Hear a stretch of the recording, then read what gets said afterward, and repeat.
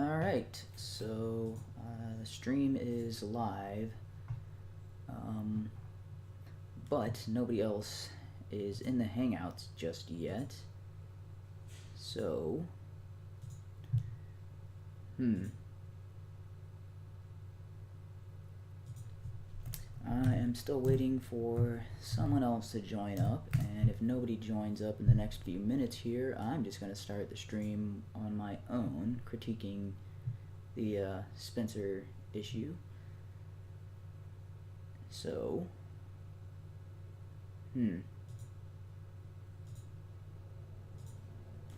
yeah, it's not just Spencer. I mean, there's bad arguments made overall by everybody who participated in that stream.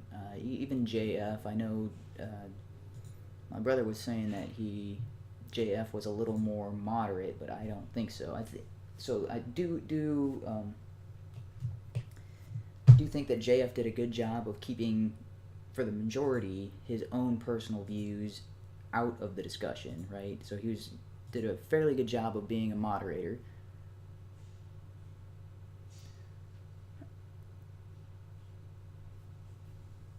Okay.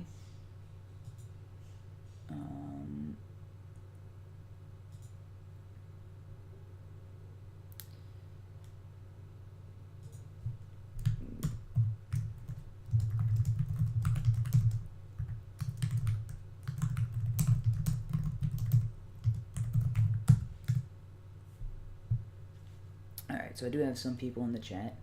Not sure what S-Man is doing here. Just not interested, dude. Go do your own thing. Just drop it. It is what it is, and you guys are going to continue to... I don't want to talk about this. It's not a big issue. You're going to continue to strawman the issue and pretend that it's about something when it's not about that. It's about something completely different. It's about your style of arguing, not necessarily the topic at hand, and yet you continually talk about, oh, it's the topic, it's the topic, it's the topic.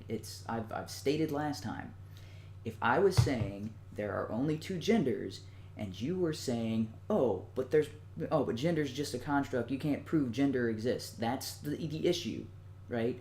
We're having a discussion, we are debating an issue, and you are continually stating that I don't have a foundation for my line of reasoning, and you do. And you are just going to continually use your position to knock down my arguments, that you can't do that in a debate, but you continually do this. And at first I gave you the benefit of the doubt. I was saying, okay, I understand where these arguments are coming from. I've heard them before. This is the problem with that line of arguing. And I stated the case, and you're like, oh, yeah, I apologize, and then I just looked in the chat earlier today, and you're saying, that you and S-Man are both making the exact same claims, or sorry, you and Josselman are making the exact same claims about the reason behind the reason behind the feud. I don't know if it's necessarily a feud, but the reason why I'm just kind of like, I'm done with it. I'm saying I'm done with it because you guys are not applying the same standards in all of your debates. You guys are specifically applying the same style of arguing that Ham uses in this one particular area. Now, when I get into arguments with Ham, he applies the same inconsistent logic everywhere. So it's all throughout all of the arguments I've ever been in with him. Because he argues that, and this is something that we got into, so some random geek and him were on that discussion with me after the stream, so after we had ended the stream, we started talking, and this is something that both Ham and some random geek agreed. They both said it's possible for something to be true and false at the same time. And they both were like, oh yeah, that happens all the time. It's possible for something to be true and false at the same time. That is their worldview.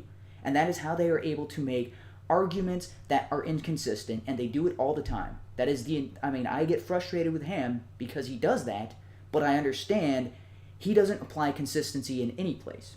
So that is his status quo. But for you guys, for you and Josselman, you apply consistent reasoning in every other area, but in this one particular area, You refuse to apply consistent reasoning and consistent standards, and you instead refute the opposition with your presumption.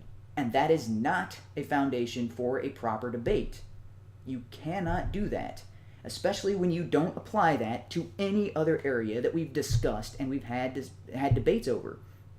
It's that one particular area where you refuse to abide by the same standards. So there are rules in place for a consistent, logical debate, and you are ignoring those rules in that one area, because that's the only way that you see. It seems to be the only reason you would do that is you think that that's the only way that you can win that argument, because you can't actually debate the principles at hand. And so you're like, so I said, okay, so I cannot, there's no physical evidence of God, but I can prove a God using logic and other evidence. And your immediate response was, but those things aren't real. So then there can be no discussion. There's no point in discussing any further. The same thing is if I'm discussing with someone on Twitter and I'm trying to say, okay, there are only two genders. There's man and woman, and there are two sexes, male and female. And I go to the definitions, and they say, yeah, but those don't exist. You can't have a debate from that point on, because the very foundation cannot be arranged. You have to be on the same foundation. Okay, this is true and this is true. Okay, we could start at some place. We both agree that one thing is true, and from there we can build logical arguments and we can have our debate. But if you're in one position and I'm in a completely other position, we cannot find common ground. There can be no debate, because it's a battle of opinions at that point. And that's what I was trying to convey to you. And then you come back with me and you continually tell me that my opinion is invalid. And like, but your opinion is valid. That's a stupid line of reasoning. We have to have common ground, and from the common ground we can build our arguments. And those arguments have to be stable based on that common ground. But you won't allow any kind of common ground, so therefore there's no point in a debate, and it becomes an arguing match. And then you use your opinion and say that your opinion is superior to mine, which is not the case. That's not how a debate works. That's my entire reason that I'm so frustrated with you guys, and that you continually straw man my position and say that the reason I'm angry is just because we are talking about religion. I've tried to state, if this was any other type of debate and this was going on, I would not abide by it. So, and when it comes to Ham has never applied consistent logic. He is always in the wrong, because he is the relativist, right? He's whatever it takes to win type of strategy, and that's something, as long as I understand that, we can have the debate, and he's unreasonable, but that's consistent. You guys are inconsistent in that you're reasonable in some areas and you're unreasonable in other areas. That's frustrating, especially when you try to act as if you are consistent when you're not being consistent. Like Ham isn't lying when he's saying that when he's projecting his worldview, when he's saying, oh, that, whatever, he's because he's consistent in his inconsistency, or that kind of should make sense. But when you guys are consistent and logical in all these other areas, and in this one area you are applying completely inconsistent logic and not abiding by the same rules that you would enforce in other areas, that to me is a lie. So that's okay. I will send the link to this to BTK and see if he will join me. That's not what I want to talk about in this discussion, but it's what keeps coming up, because and these guys are like, oh yeah, let's go, let it go, or whatever, and then they just keep bringing it up, and it's no.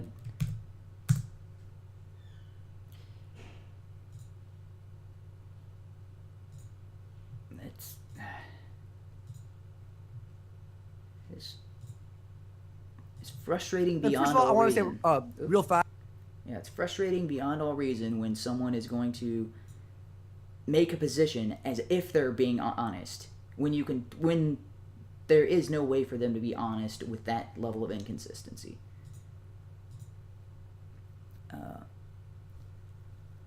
Yes, it is.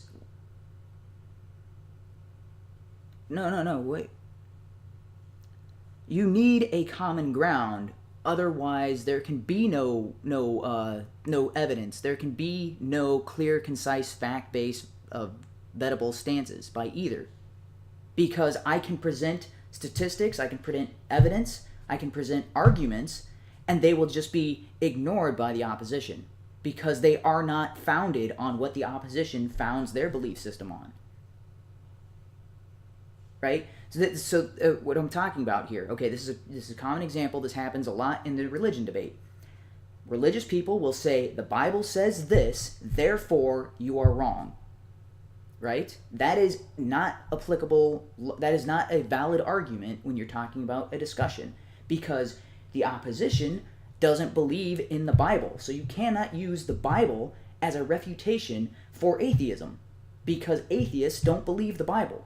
That's what I'm talking about. You need to have a common ground. Okay, you're an atheist. You don't believe the Bible. I cannot use the Bible as a credible source. Okay, but you do believe in science, right? And you believe that there is a black hole, okay? And you understand that the black hole is something that you cannot physically observe because its very properties and its very essence means that no particle sent to the black hole can ever return to the observer. And the only reason we can observe things, our sense of sight, sound, smell, touch, all of that relies on particles bouncing off of something and coming back to us. And that's how we can sense things. But with a black hole, particles touch the black hole and then they go into the black hole and they never return. So we cannot observe it. That's what I was talking about in the Twitter discussion. So an atheist will understand those scientific arguments, right? When, hey, we're talking about a black hole. Yes, we can both agree on those properties. And we can say, okay, if a black hole cannot be observed and it has to be indirectly observed by the phenomenon around it in order to act as proof that yes, that is a black hole, because if there was a black hole there, we wouldn't be able to observe it, and this would be the effect on its surrounding environment. That is the argument made for a black hole, which is an accepted scientific argument. So applying the same reason, I was going to build a case for the existence of God. And yes, if God is a being of spirit, you cannot directly observe God. Similar that you cannot directly observe a black hole. However, if God exists, these principles would be in place, and these are the effects that you would assume you would find in reality given a God entity. So, if God is real, you can't observe him, but these things would be true about the universe from a God. And then you look at the universe and see if those things are there. That's the case that needs to be made. But I can't get to that footing as long as I can say a black hole is not directly observed, but you can indirectly observe it by the evidence around it, and you can make the case for the black hole by saying if a black hole exists, these are the properties around it. I should be able to take that same line of reasoning, the same argumentation, and talk about God and say, if God exists, these are the properties that we would observe around. These are the ancillary, or what's the word I'm looking for? The indirect effects that a God would have on the universe as a whole.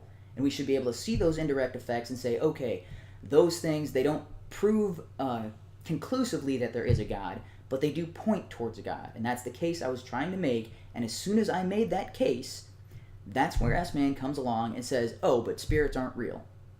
Well, I could make the same exact case and say, oh, but black holes aren't real. So scientists who make their case for black holes, I should be able to dismiss that argument by saying, oh, but black holes aren't real. That's... Hello? I think I'm here. Am I here? Yes, you are. Can you hear me? All right. You should be able to hear me. Okay, so going back through the comments...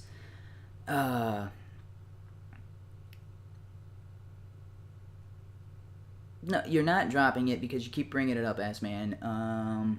It's not the point of religion, it's the point of your style of arguing and you're just applying it in the realm of religion. If you were applying it in all realms of debate, then I wouldn't have the problem. That's what I tried to point out to you, I tried to tell you, and I've been trying to tell you, and you refuse to acknowledge it. So it's like arguing with a 5-year-old at this point. I'm assuming you're on the stance of there is a God, and Yes. S Man was on the stance of there's not a God because you can't prove that there Well, is a God. okay. So I am of the opinion that there probably is a God. I don't know for sure. Okay. That's my position. Is I think there's a God. If there's a God, these are the things I would expect to see. I see these things pointing towards a God. Now, my question is that God actively involved in the universe, or is that God or that entity just the creator of the universe? I don't know. To me, the universe points towards a central origin and an intelligent design, and this is not the topic for tonight's discussion. The topic for tonight is supposed to be the Warski stream with the so, but S Man wants to keep showing up in the chat and talking about this, so I'm dropping it, and yet it keeps coming up. So I'm laying out my case, and so I'm saying this is what I believe, this is what I'm understanding, and I'm laying out my case for that. But if he's not going to allow me to have a starting point for my case, then there's no point in having a debate at all. If I'm saying if there's a God, we should observe this, and this is what I expect to see in the universe, and I see a lot of these things, therefore it makes sense to me to conclude that there is a God. And if he just says, but there is no God, he's ignoring any of the case I would build on top of that, in which case there can be no discussion. If he's not willing to accept the possibility of the original point of my presentation, which all the other things are founded upon, then there's no point in having this discussion. But for some reason, he can hold his position, and I'm not allowed to contradict his position and knock the first rung of his ladder away. He can do that all he wants to mine, and be like, oh, I can refute your argument by just saying, hey, there is no God. And I'm like, well, I could refute your argument by saying there is a God. However, that would be an invalid arguing tactic. Instead, I have to, okay, you could be right, I could be right. Okay, what are your actual arguments? If your arguments are proven to be invalid, or if there's a flaw in your logic, or if some of the evidence you've presented is incorrect, like in many cases, atheists will present one bit of evidence and say, well, this is proof that there is no God. And it's like, but that's not proof that there is no God, because God could exist whether or not that is true or not. So this providing that point is not a refutation for God, because it's not. Those two are not diametrically opposed, right? The idea of evolution disproving God is like, well, God could still be real and evolution could be real. Those two are not necessarily contradictory points, and yet that's something that it's something that atheists bring up all the time. And I'm like, I will say that the God of the Christian Bible is inconsistent, or is diametrically opposed to evolution. Now that's something that's like, because if you believe that the Bible is the Word of God and that everything in it is the absolute truth, then the evolution contradicts that Bible. So that's the God of the Bible. But I don't know if the God of the Bible is the actual representation of God, which is why I'm looking into a bunch of different religions. But if the God of the Bible was the true God and the Bible was accurate, well, then evolution would be contradicting the Word of God. And if God is the creator of the universe, that would mean that evolution is wrong, which is why you get people like Ken Ham and the creationists and the intelligent designers, because they are under the assumption that the Bible is true and that the God of the universe, who created the universe, created the Bible. And if those are true, then evolution cannot be true. That's their presumptions and their line of reasoning. But people like Ham and people like S-Man are saying, no, they're just crazy. They're irrational beings. That is the position. They're saying you are irrational, therefore you can't have a good debate. And I'm like, if you're starting off by calling me irrational and saying that my line of reasoning is inconsistent or is fallacious or is an outright lie, then why should I bother to debate with you? Like, I agree that yes, you don't agree that there is a God, and so the foundations, and you don't have to agree with the foundations, but we do have to have a starting point of, I think I'm right, and the other person has to say, I think I'm right. but the other person can't say, I know I'm right, and Aaron, anything you say is automatically wrong because I know I'm right. Then there's no point in a debate between the two people. So, and this is, okay, this is partially, I'm going to try to tie this back to the discussion that Sargon and Richard Spencer had, because I think this is the position of Richard Spencer. Richard Spencer says, I know this to be a fundamental truth of reality. Identity is more important than the individual.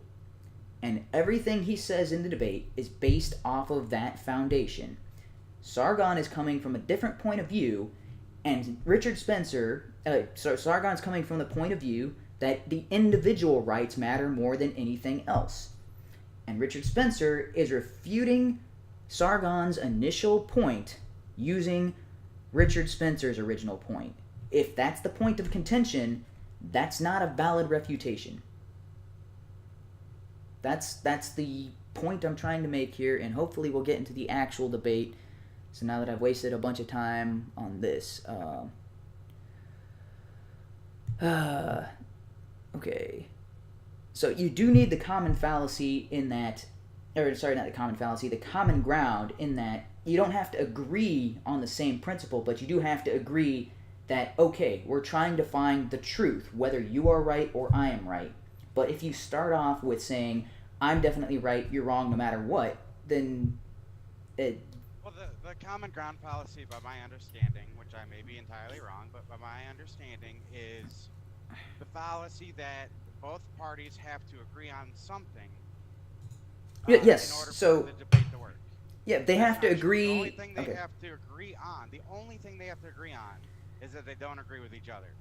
And then okay, at that's... point, yes. Both have to defend their own position, and B, deconstruct their opponent's position. Okay, but they still have to abide by the same rules, right? So they have to understand, okay, we don't agree with each other's starting positions, so that's a given, but if they make a sound logical argument based on their foundation, it's a valid response, right? It's a valid argument. They're starting from a different position from me. They're building their argument based on that foundation. I cannot refute their argument by refuting their foundation. I have to refute the argument itself. Well, that should be the case. Any argument that goes, but the Bible says, is an appeal to authority and an argument to absolutes. Yes. So that's why that's not a valid line of reasoning. It's inherently flawed. Mm-hmm. So you have to use something that both parties agree to, right? Both parties will agree to the basic physics of science and basic understanding of actual evidence and the scientific method. If both parties don't agree on that, then you have the same problem. It's if I'm saying the scientific method is incorrect and you can't use the scientific method to discover truth about reality, and then my opposition is talking about the method is nothing more than an observation of phenomena over time and noting that it can or that it shifts. Yes, but if my opposition reoccurs, then go ahead. Yeah, if I disagree with the scientific method and my opposition agrees with the scientific method and he's trying to use the scientific method as part of his argument, then we can't have a debate either. Because we both have to agree to those certain tenets that, yes, if something is science and we've got factual evidence and proof behind it, I can't just dismiss his proof. I have to look at, okay, why could this be wrong? Why could this be using their own system of logic? If that makes sense. Right? But you can't turn around and apply the scientific. I mean, you sort of can, which kind of brings you back to it's both right and wrong at the same time. It's not possible for something to be true and false at the same time. If you are willing to accept that, there's no point in debating with you ever. Because you are saying, by debating, you are saying, I think this is the truth. And if you think this is the truth, but it could also be false, then why are you arguing that it's the truth? That's... Well, see, you're making the generalization a mistake.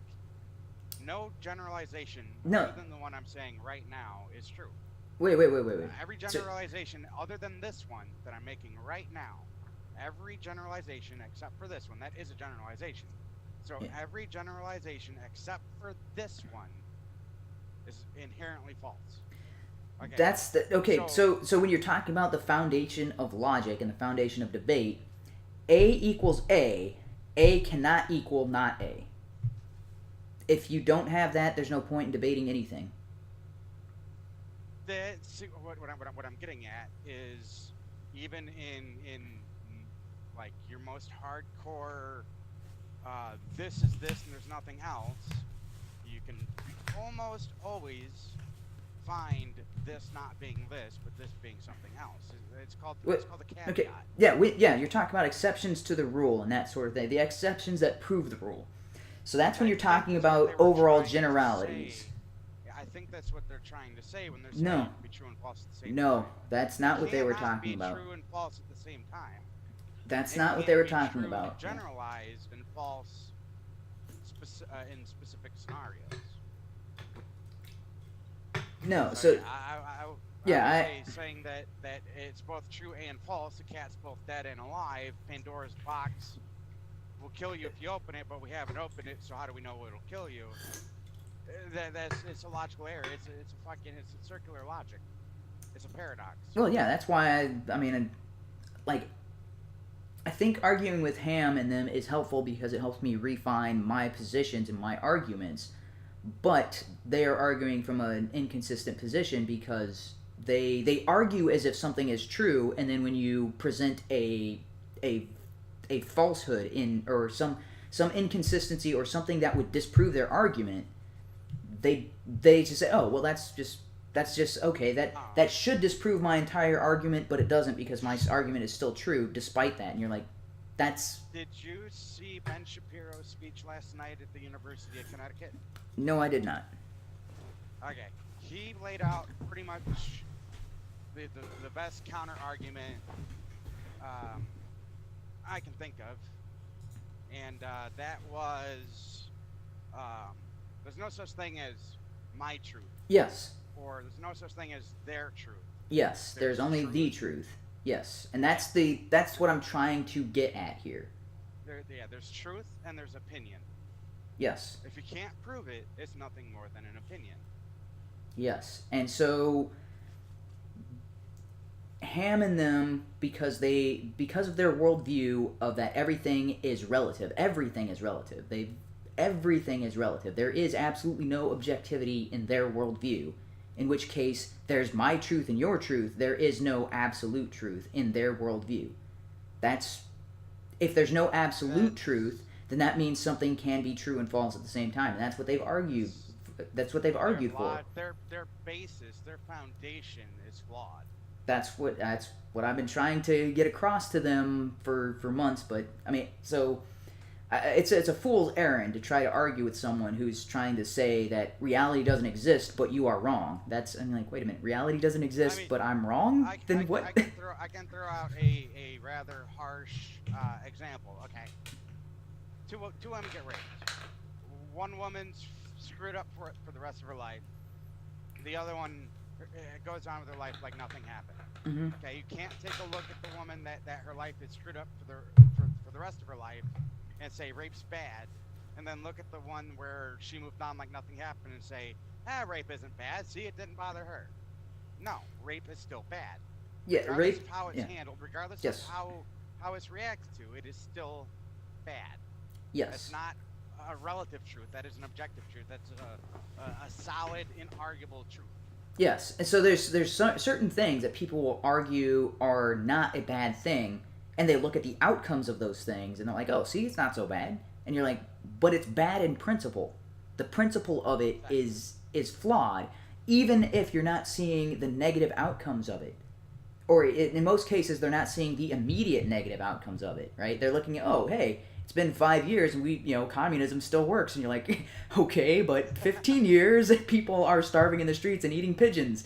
It's been 5 years, communism still works. So, what happened to the population? Is it growing? Is it stagnant? Yeah. Is it decreasing? So why is it growing? Yeah. Why is it stagnant? Why is it So, decreasing? and that's when you go back to, okay, communism isn't wrong because of its negative effects. It's wrong in principle, and you could point out the incorrect in its principles, and then you can see those incorrect principles playing out in reality by looking at the outcomes. But yeah, that's okay. That's a whole nother. I think the principle of communism is flawed. Like, yes, they misworded it. They should have said, from those who have to those who need, not, or from those who have to those who want, not from those who can to those who need.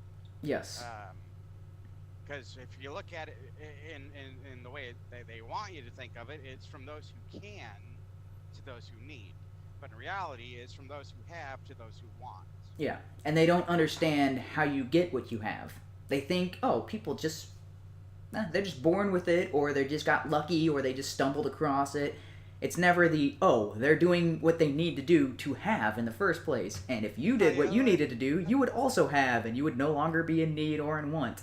So he was born with a silver spoon. Okay, show me the ultrasound that shows a silver spoon in there. Yeah, well, there's the other thing is they conveniently ignore all of the people who were given everything in life, like the people who were born into millionaire families and born into aristocracies who lost everything.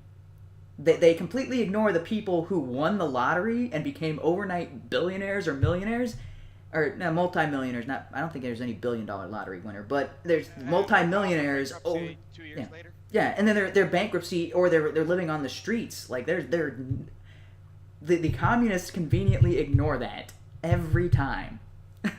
Okay, so let's get into the actual debate. So, oh man, I'm missing some stuff here. Okay.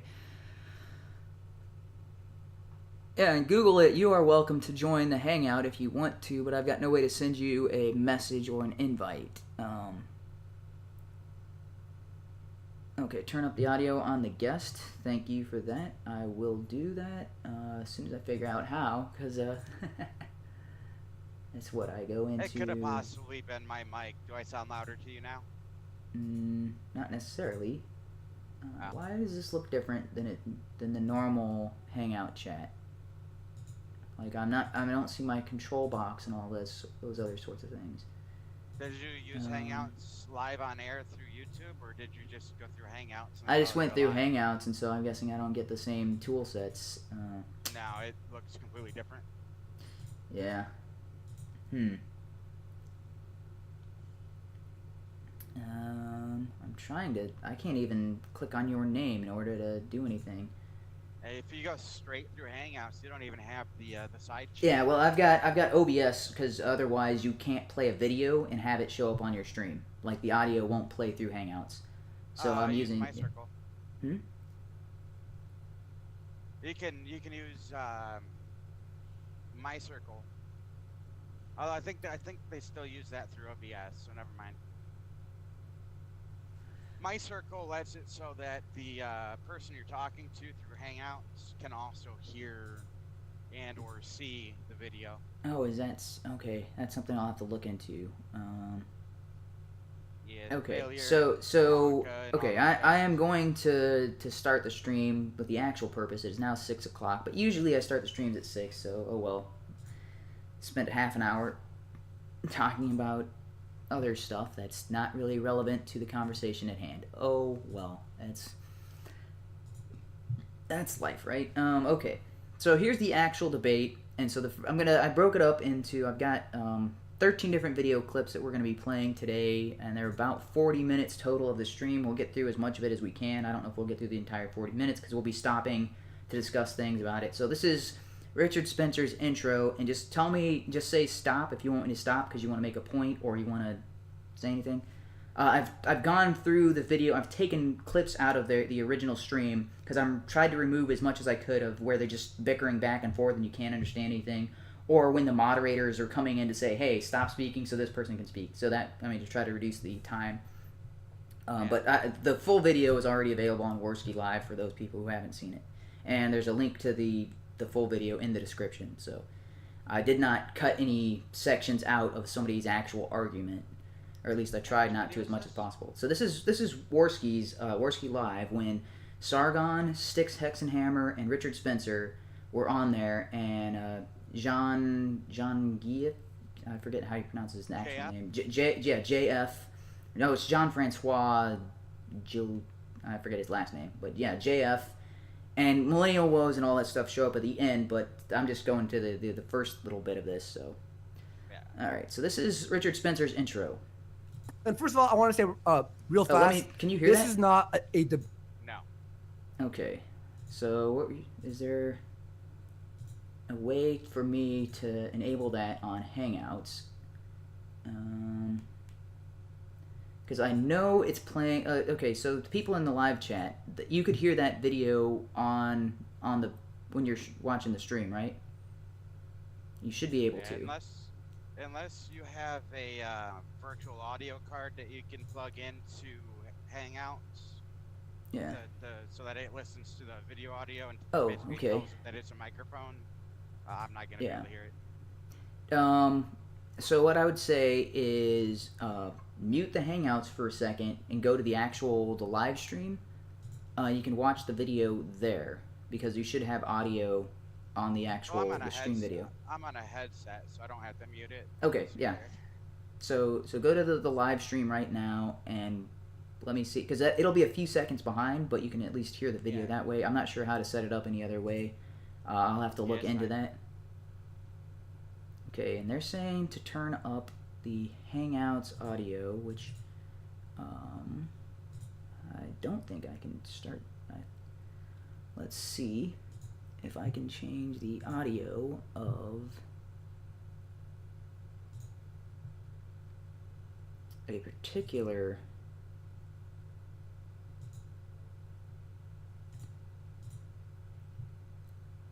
Okay. So Google it's saying they can hear me. Okay. Oh, use Skype?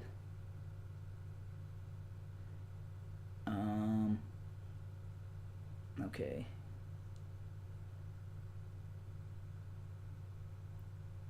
Your fan is the issue? I'm not sure what you mean by that. You're talking about you can hear my computer fan in the microphone?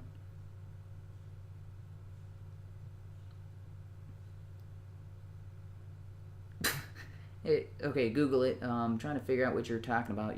So my fan is the issue? What do you mean by that?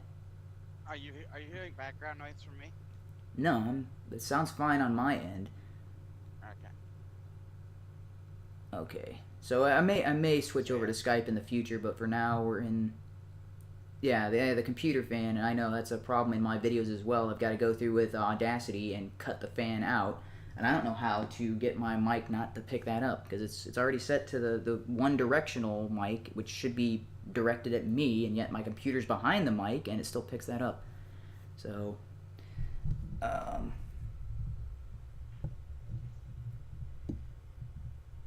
not sure if there's anything that I can do to filter that noise out on the fly. Sorry about that. If you want, I can try to turn the volume of my mic back or down a little bit. So is that... Can you still hear me just fine? Hello? Can I what? Can you still hear me just fine? I did turn my mic down a little bit, but... okay. No, what I need is a... I don't know, a smaller version of it. Alright,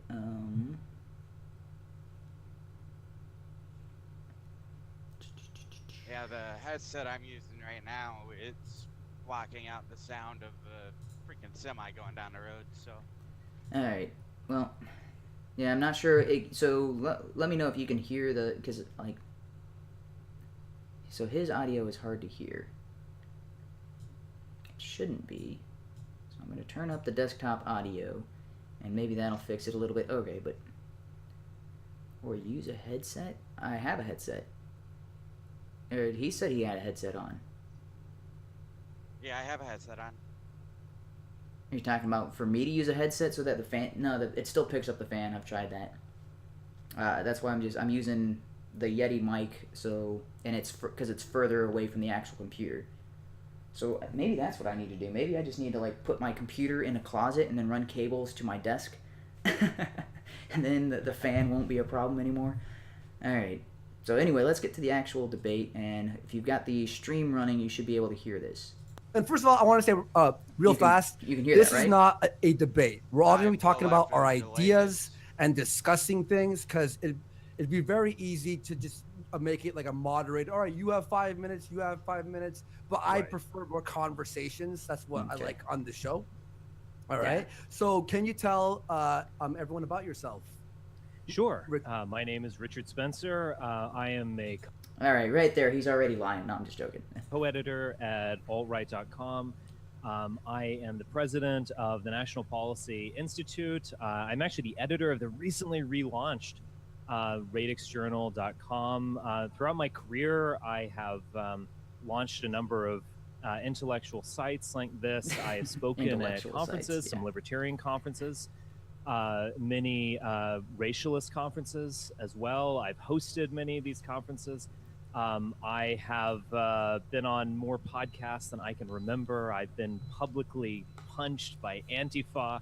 I'm sure some people have heard about that one. Yeah, that's the only reason I know who Richard Spencer is. Been in the news over the past year and a half or so. It's been a really wild ride with the Trump phenomenon and just this general alt-right phenomenon as well. So it has been a crazy 10 years since I dropped out of graduate school in 2007 and went off on my own and originally started working at the American Conservative, which is a small publication that was anti-war, I would say, but that and then I really went off on my own. And in 2010, I actually created a website called alternativeright.com, and that was one of, if not the first time, that term was used in a serious manner to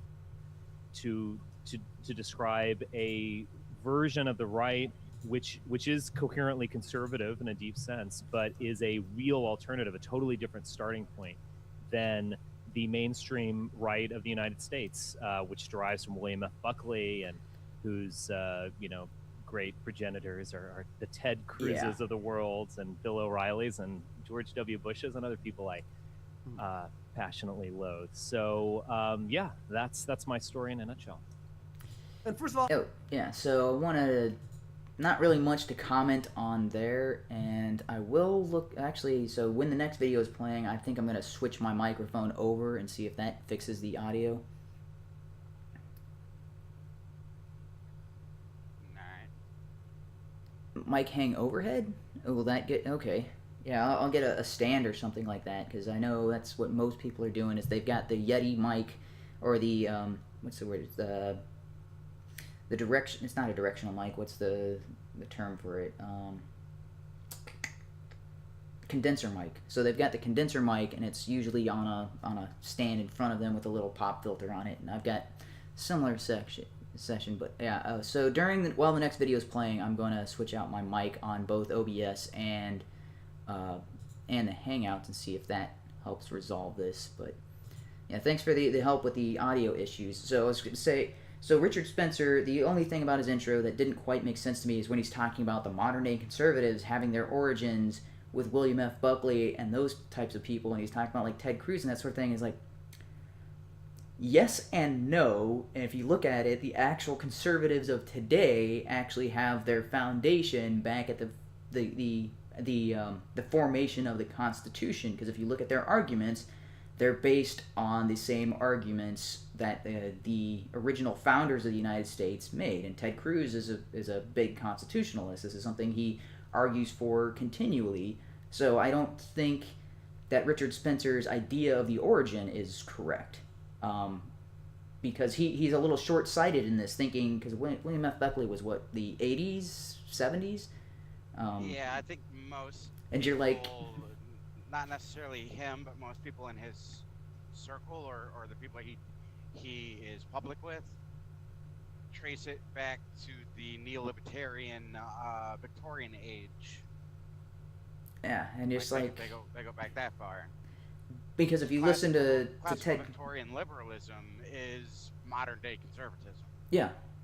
So I mean, that part of it, he does mention that a little later on, and he's correct in that, because when you're talking about Well, I mean, he's correct in that, but then he kind of ignores that later on when he's talking to Sargon. We'll get to that.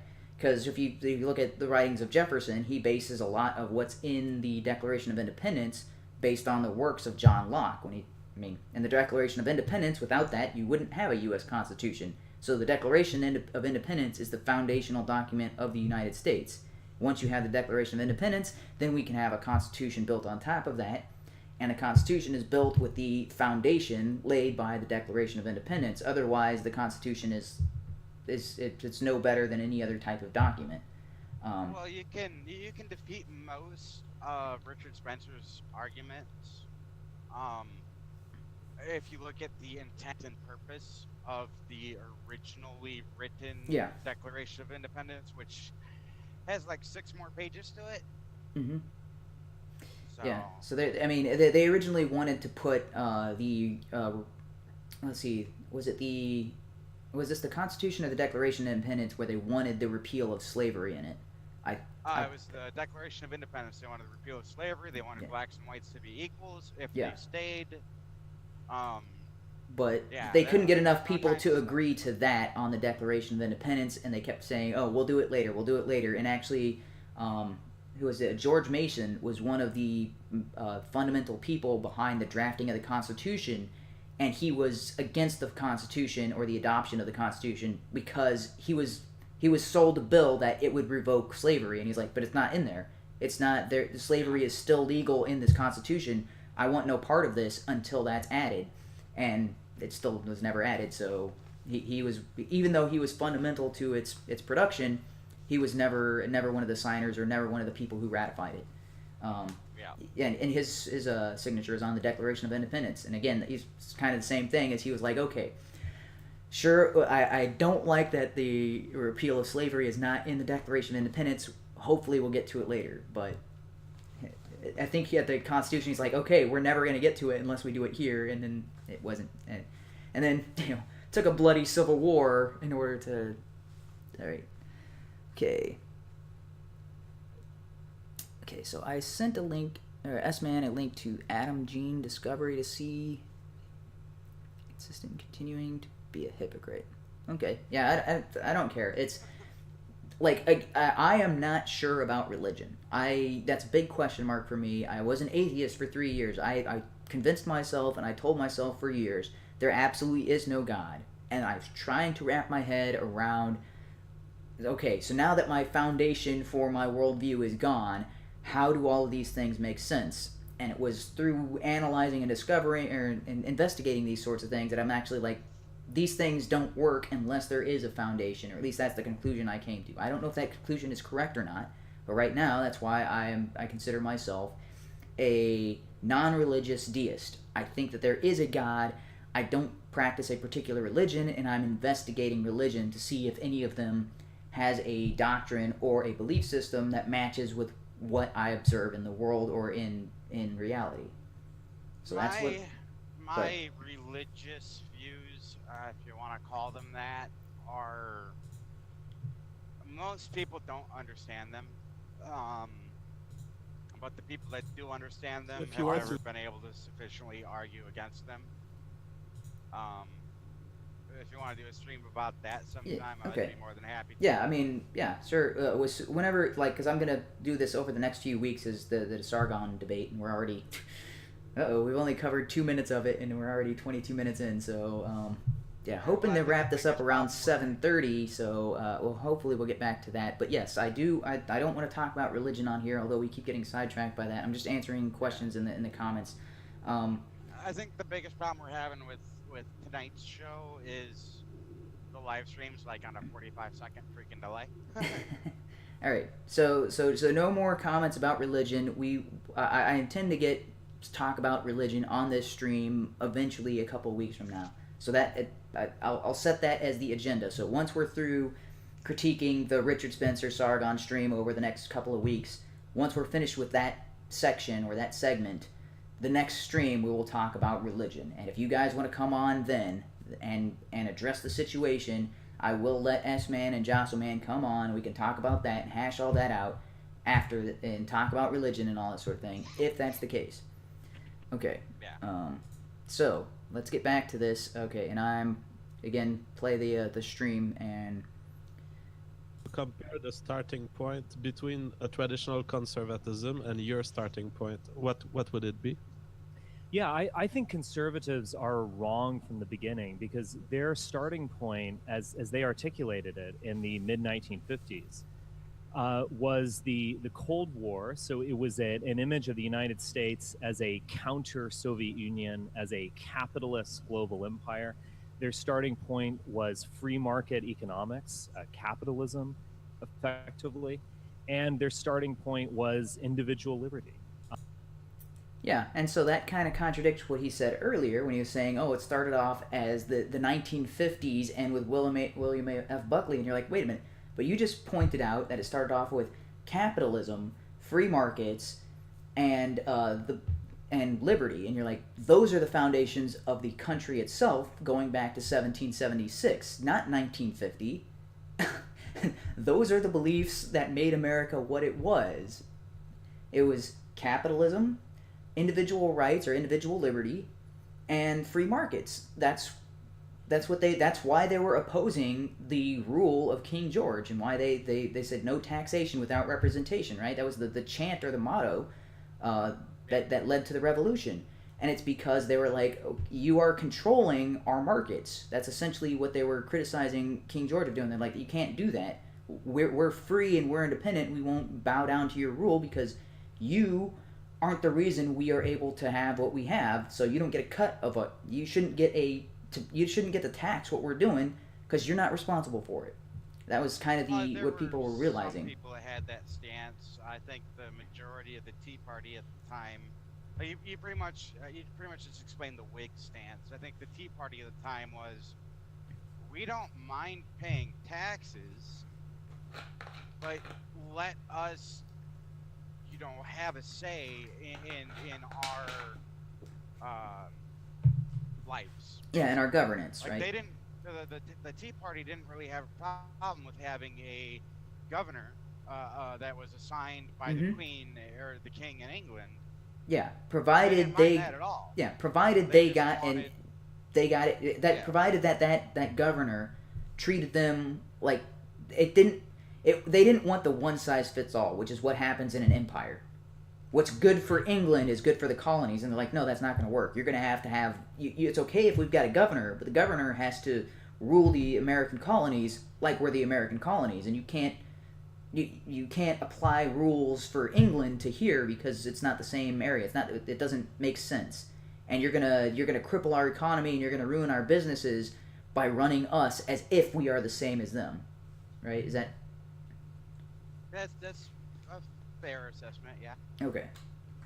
So they were okay with a governor, but that governor would have to rule them closer to what would benefit to their community. Okay. Right. Report back to the Queen on what's going on, but don't the original people in America that came here to get out from underneath the oligarchy or monarchy or whatever you want to call it. Mm-hmm. When then the second wave. Oh yeah, so the first wave they were looking for India. The second wave they were looking for a place to go that wasn't where they were. The third wave, mostly religious freedoms. The third wave was the people that it was leave or go to jail, basically. Yeah. The persecuted was the third wave. Mm-hmm. Okay. All right. So you have three different immigration waves that came here under three different principles. You can't rule three different groups with one set of principles that are archaic in their eyes. Yeah. Well, and the other thing the reason that the crown was taxing them in the first place is because England just got done with a war with France, right? As they've been waging this huge war with France, and they needed some way to get their treasury back up. And they're like, well, the colonies weren't involved in the war. Let's make them pay for it. And the colonies are like, we didn't want any part of your stupid war. We want nothing to do with you guys. And now you're taxing us to pay for something we didn't want a part of. That's, that's where, like, they're big middle finger to them, right? you also saw a bleed over effect from that war between the Americans and the French Canadians. Yes. And they're like, but we're not the British. What's going on here? You know, we need better representation so that we can express that we are not the British. And Mhm. you know, that never happened. Okay, so let's continue on with what Richard Spencer's saying, because he's about to say something that I think is really, really stupid. So it was a liberal starting point, you could say, and a Cold War starting point. You're gonna have to, like, The transcribe starting it for me, point 'cause the that live for the stream's so alt-right is late that identity. I'm not And actually you know, gonna be able to there's another listen to it. term that I've certainly adopted that I did not invent, that comes from France actually, which is identitarian. And it is that notion that before one thinks about foreign policy, before one thinks about economics, before one thinks about anything else, one has to answer that question: who am I and who are we? What am I part of? What is this extended family that I am at home with? And that is identitarianism in a nutshell. It's that you ask that question first. American conservatives in the mid 50s with William F. Buckley and so on did never ask that question. They never seriously inquired into race. They vaguely inquired into religion, but they certainly never seriously inquired into what America is as a European nation and who they are as Europeans. Okay, so I'm not sure because there's a little bit of delay in the stream, right? So There's a huge delay. okay, huge delay. Yeah, I'll have to figure out a way to get the Hangout stream going, so that way you can comment as it's going instead of relying on that. So I did pause the video, and so Richard Spencer hasn't said the really stupid thing yet, but he did. Okay, so he did say conservatism of today was the liberalism of yesterday, and that's true. And that's, I mean, because if you think about it, the far right back then would have been the monarchy, right? So if you're talking about conservatism versus liberalism, the conservative side would have been to keep the monarchy, to stay loyal to the crown, whereas the liberals were the rebels, the people who actually did the Revolutionary War, to throw off the shackles of British rule. So those would have been the liberals of the time. But once those liberals had overthrown the dictatorship, or I mean, sorry, that's my own interpretation. That once they had overthrown or the rule of the monarchy of Britain, they became their own independent country, and they set up the U.S. Constitution and their own government, and then they became from that point on, the conservative position was to conserve the country that they had founded, to conserve the United States. And so yes, he's correct in that they used to be liberal principles, but once the country was its own thing, once it was a new entity, you can conserve the principles on which the United States is founded, in which case then the liberal position becomes defying the Constitution of the United States, right? To undermine the Constitution, or to fight against it and say, hey, we need some other type of government, or we need these types of principles in that government. And that is the liberal position, right? I think you might be going at it from a weird angle, but in general, on like a low level in generalization, I'd say you're basically right. Yeah, it's so. This is how you make progress, right? Think of it like playing a video game, and there are certain checkpoints, right? So over time, things got progressively better, and at certain points, they're like, okay, we don't want to go back further than this. Where we want to say, okay, this is our new starting position. If we ever have to repeal something or go back, we don't want to go back further than this. We don't want to lose the Constitution of the United States and go back to a monarchy. We don't want to lose the monarchy and go back to feudalism. We don't want to, or some other type of system. So we're like, okay, we've got this system. We understood that didn't work. We found a better way of doing it. We don't want to go back to the old way.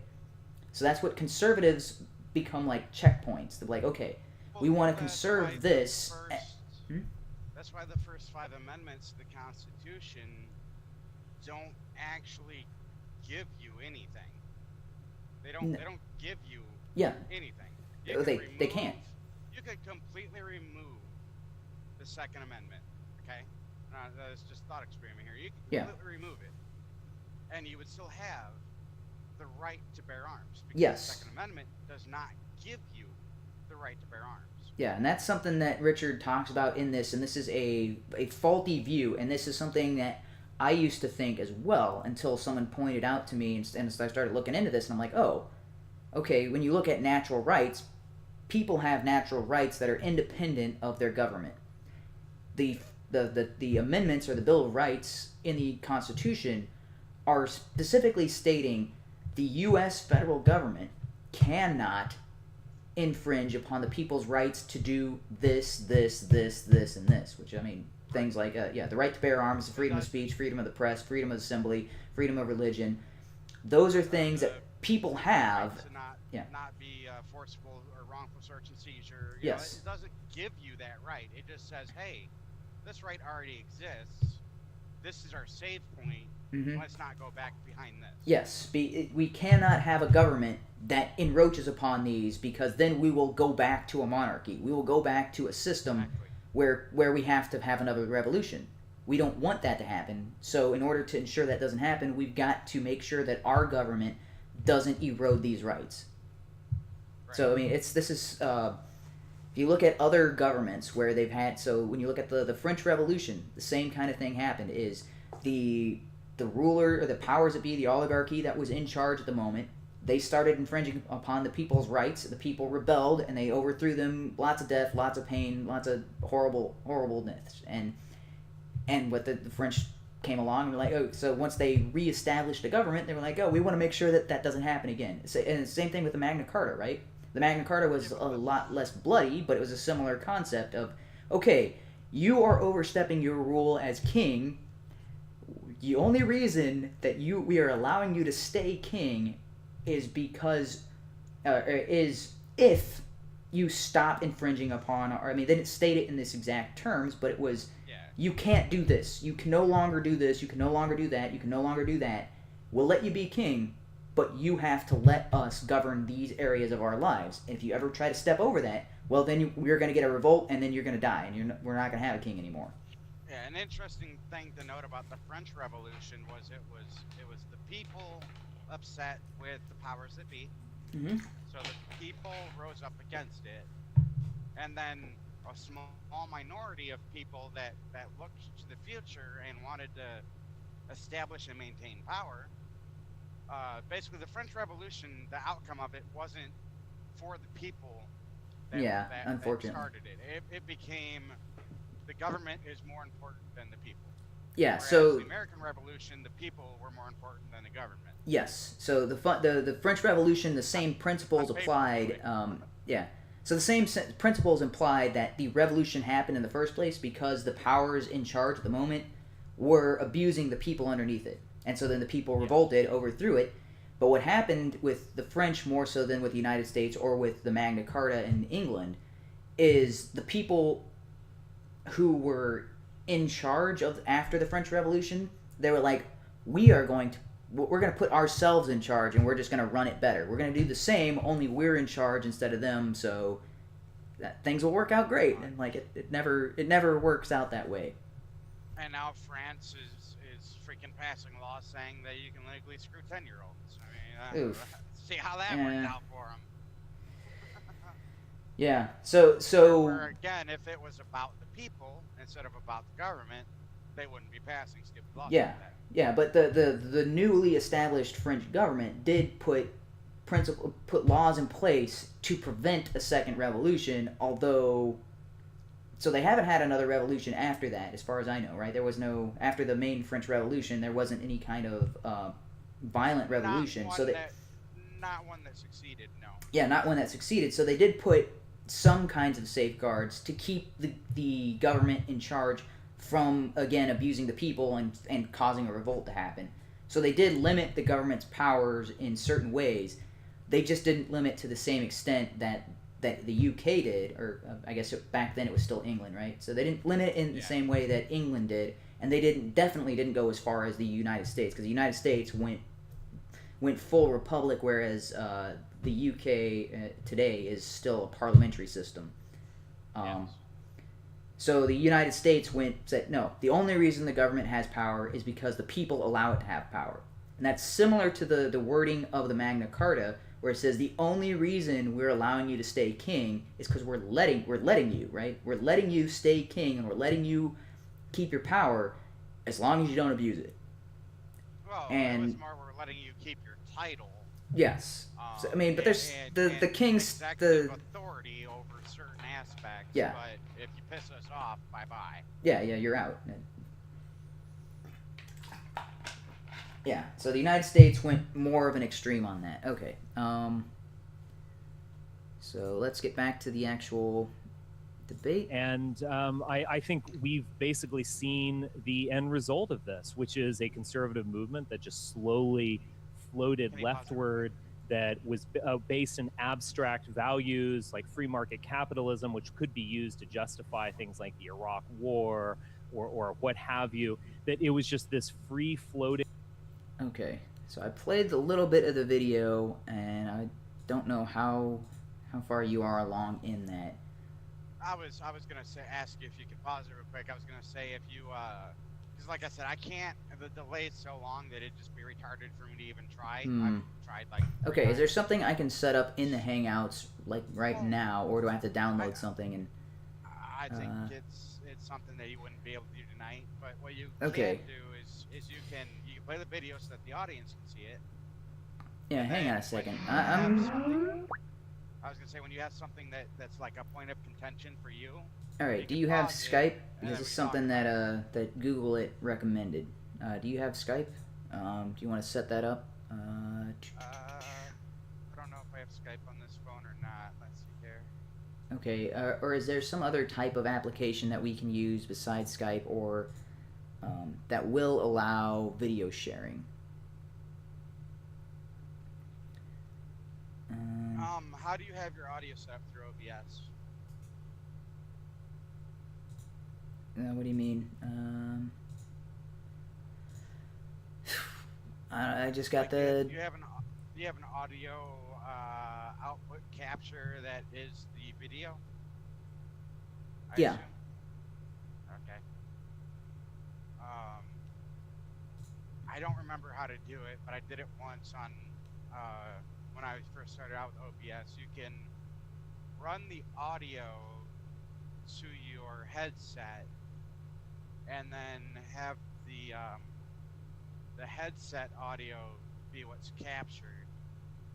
And I don't know, it's complex. I'm not really too worried about it tonight. If you just play the video and then pause it at the points of contention that you have and just give me a quick summary. So he's saying, so Richard Spencer just got done saying that the conservatives started moving more liberal, which that right there is a point of contention, because I'm like, no, they've been pretty standard in their belief systems as far as trying to conserve. Now, there are sections of conservatives, or that consider themselves conservatives, that call themselves conservatives, or in the new, they call, still call themselves conservatives, which, at that time was the Republicans, right? Now they're called Republican in name only, because they say they're conservative, they say they follow the Constitution, they say they want smaller government, they say they want less taxes, but when they're actually in charge and in power, they do the exact opposite of that. They increase the power of government, they vote for new taxes, they vote for new policies that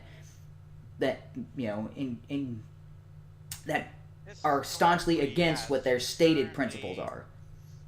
Historically, yeah, you're right. Currently, by historically I mean like the last 50 years. Mm-hmm. Currently, under the current administration, we see deregulation.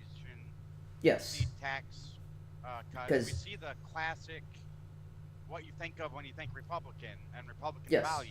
Yeah, that is a return to conservatism, is what the Trump administration is doing. America great again. Yes, it's a return to the actual conservative values. And so Richard Spencer blamed the shift more towards liberalism on what he called abstract ideas like free market capitalism and individuality. And I'm like, wait a minute, how is free market capitalism an abstract idea? It's not. I don't understand what his... And he said that free market capitalism led to the Iraq War, and I'm like, nope, that's the exact opposite of a free market capitalism system. it didn't lead to the Iraq War, but it definitely led to the continuation of it. I was in the It's- Iraq War. You were in the military too. Mhm. It definitely led to the continuation of it, and I say that, and I can point to. Okay, so no, this I is can point to Hillary Clinton when she said we need to view the Iraq War as a basically a money-making opportunity, a business opportunity.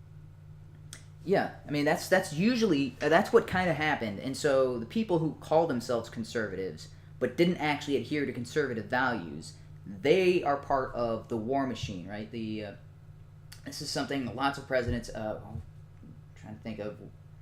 There's a really. For the Iraq War to have been a true free market capitalism experience, we would have shown up, boots on ground, taken out Saddam.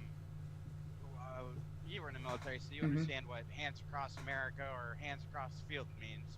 We Yeah. lined up in a giant fucking line, gone all the way across the country, every inch of the country, which people will go, oh, that's impossible. No, We had enough that we could have done it. We would have lined up, gone across the country, gotten rid of any illegal weapons, so they could have kept their AK-47s, but any rocket launchers, bombs, anything like that, we would have destroyed. At the other end of the country, we would have gotten on a plane and gone home. Yeah. But what happened is, we need to put them in charge of their own government, and you're like, eh. So we should have done what you were talking about, where it's like, okay, we're just going to sweep through, we're going to remove all the stuff, and then we're going to leave. That's what we should have done. But instead, we're like, okay, we're going to start to sweep through in certain areas, and then we're going to let them handle those other areas. I'm like, well, if I was a criminal and I wanted to abuse the system, am I going to go through the U.S. military? No, I'm just going to go through the locals, and that's how stuff got through the line. And you're just like, yeah, it's... Maybe leave a small contingency force in the major cities to provide training. Yeah. Like, I'm talking, maybe a battalion or 2 companies worth. Yeah. To provide training. Yeah, the problem was we tried to establish that while we were sweeping through, and you can't do that. You can't rely on... There was no need to. It should have been, we sweep through, okay, we secured your country, we're giving it back to you, and we'll give it back to you in stages. We'll give you all the training you need to set this up and all that sort of thing. But now you're sure that your country is your own, and there are no insurgents. There's no. But we didn't do that because we tried to do them both. We tried to do them both at the same time. We tried to sweep through the country while training them up, and that's like. That's a point of failure for your system. Where if somebody's an insurgent or somebody's a terrorist. Where are they going to go through? They're going to go through your weakest point, which you've clearly demonstrated. Hey, these local guys who aren't trained up, they're really easy to get past. And then once you're past that line and into behind the front wave of the American forces, you're basically home free. It's like getting through the vault of a bank. Once you get through the door, it's not like there's really much in the way of security past that. Yeah, my interpreter, who was killed right after the Manning treason. Hello? And he straight up told us, he's like, when the Americans showed up and they took out Saddam, or Saddam went into hiding, him and some of the other staff, like the professors at the University of Baghdad, we're drawing up basically a constitution, a government plan. It's like, and we never got to implement it. We had our own thing set up on paper that we were gonna do, and he's like, and we never had a chance. He's like, no, I'm just an interpreter. Man, yeah. So it. But yeah, back to Richard Spencer's. But as far as his point about capitalism leading to the Iraq War, for those people who believe like I do in Austrian economics and who point out all the flaws of it, we understand that the United States is not truly capitalistic. It started off that way, but at about 1913, 1914, it's the establishment of the Federal Reserve and the establishment of federal taxes, the United States government started to shift into what we call corporatism or crony capitalism, where corporations, because the government has power to give out favors to corporations, corporations are now paying for those favors, and part of that builds. He could have made the argument that the free market capitalism is not the right word, but he could have made the argument that it was economically driven. Yes, so it is economically driven. It's not economically driven by free market capitalism, because free market capitalism is free competition, but the government is restricting competition. That right after we went into Iraq, the United States paid off a huge debt that they owed to the what's the place that runs the Catholic Church? The Vatican? Yeah, they paid off a huge debt to the Vatican.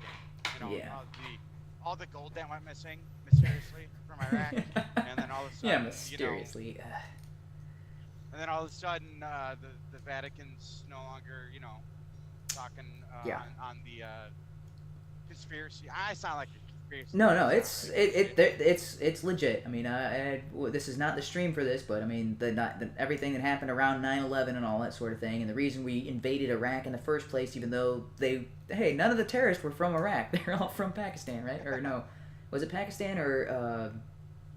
Pakistan and Saudi Arabia. And Saudi Arabia, and for some reason we're still on good terms with Saudi Arabia, and you're like, wait a minute, that's Saudi Arabia?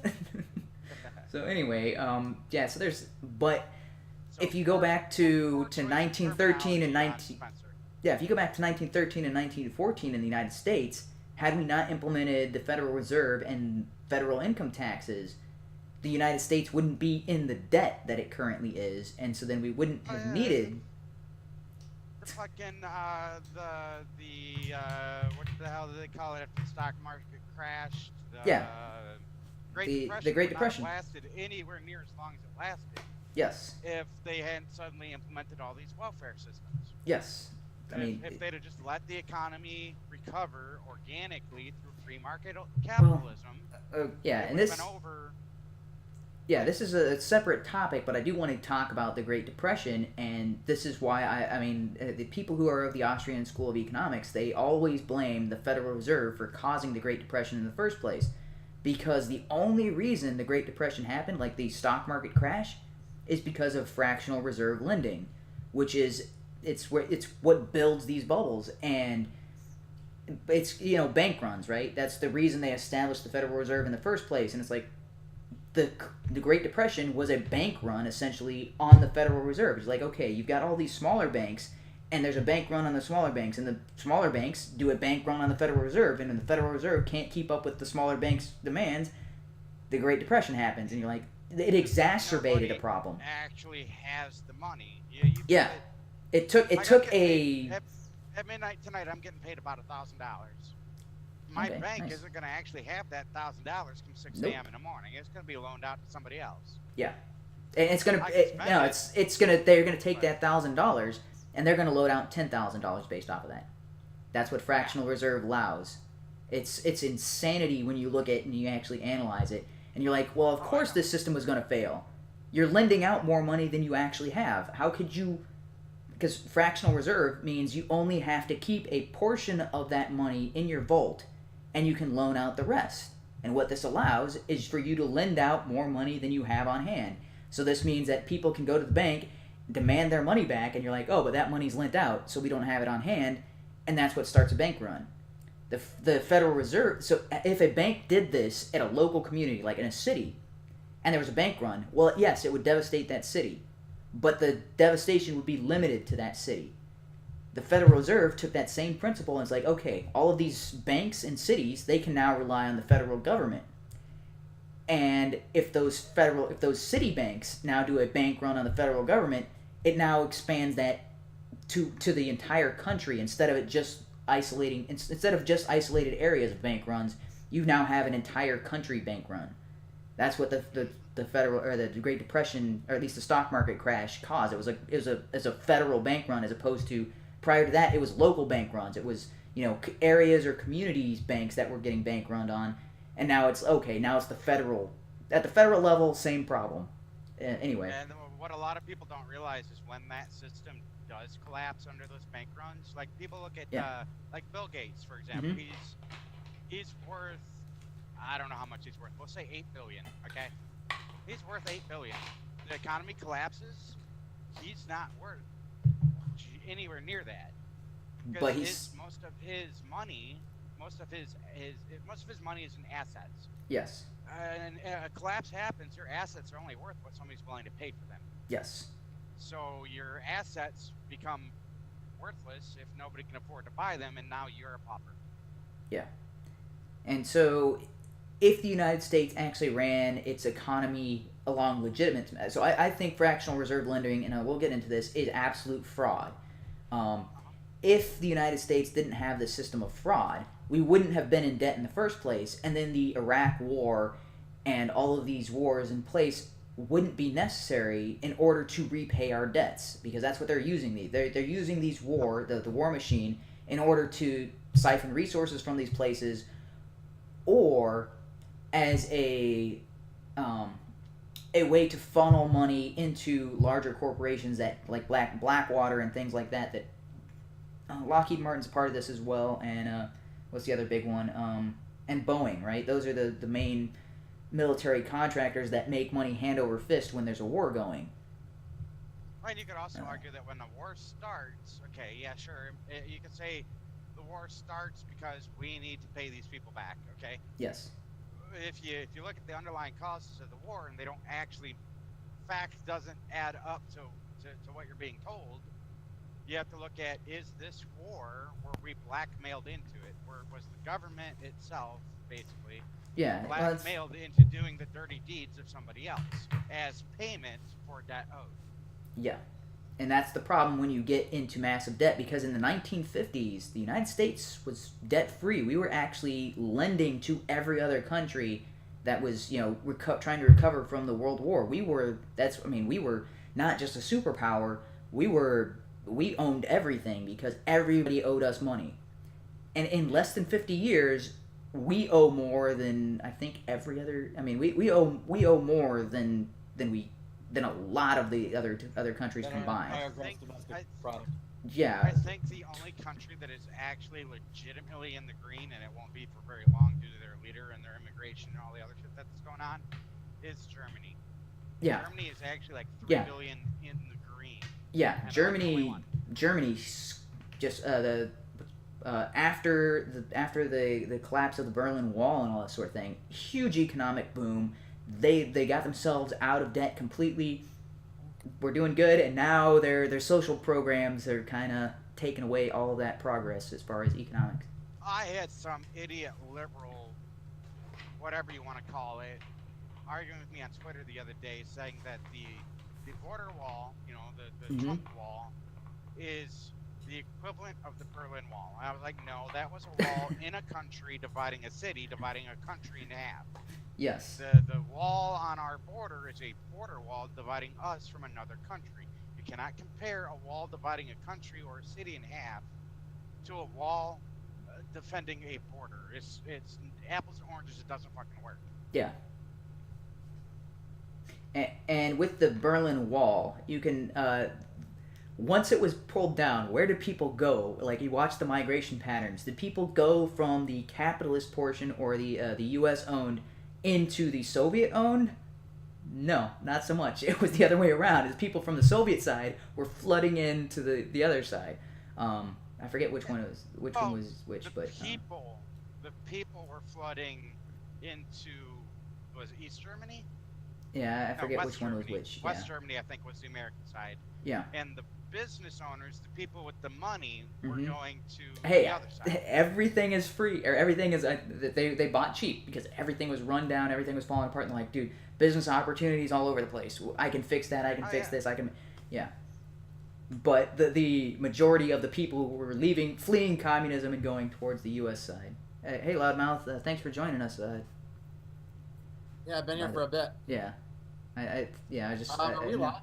Yeah, we are live. Yeah, So it's not. I'm not running it through the Hangouts. I'm running it through OBS.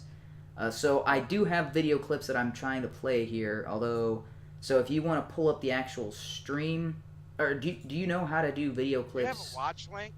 Like, did you publish the edited down video? I'm not gonna be able to stay too No. long. Yeah, I should have published the edited down video. Yeah, it, because then I could just pull that up and Yeah. pause it and start it when you do. Yeah.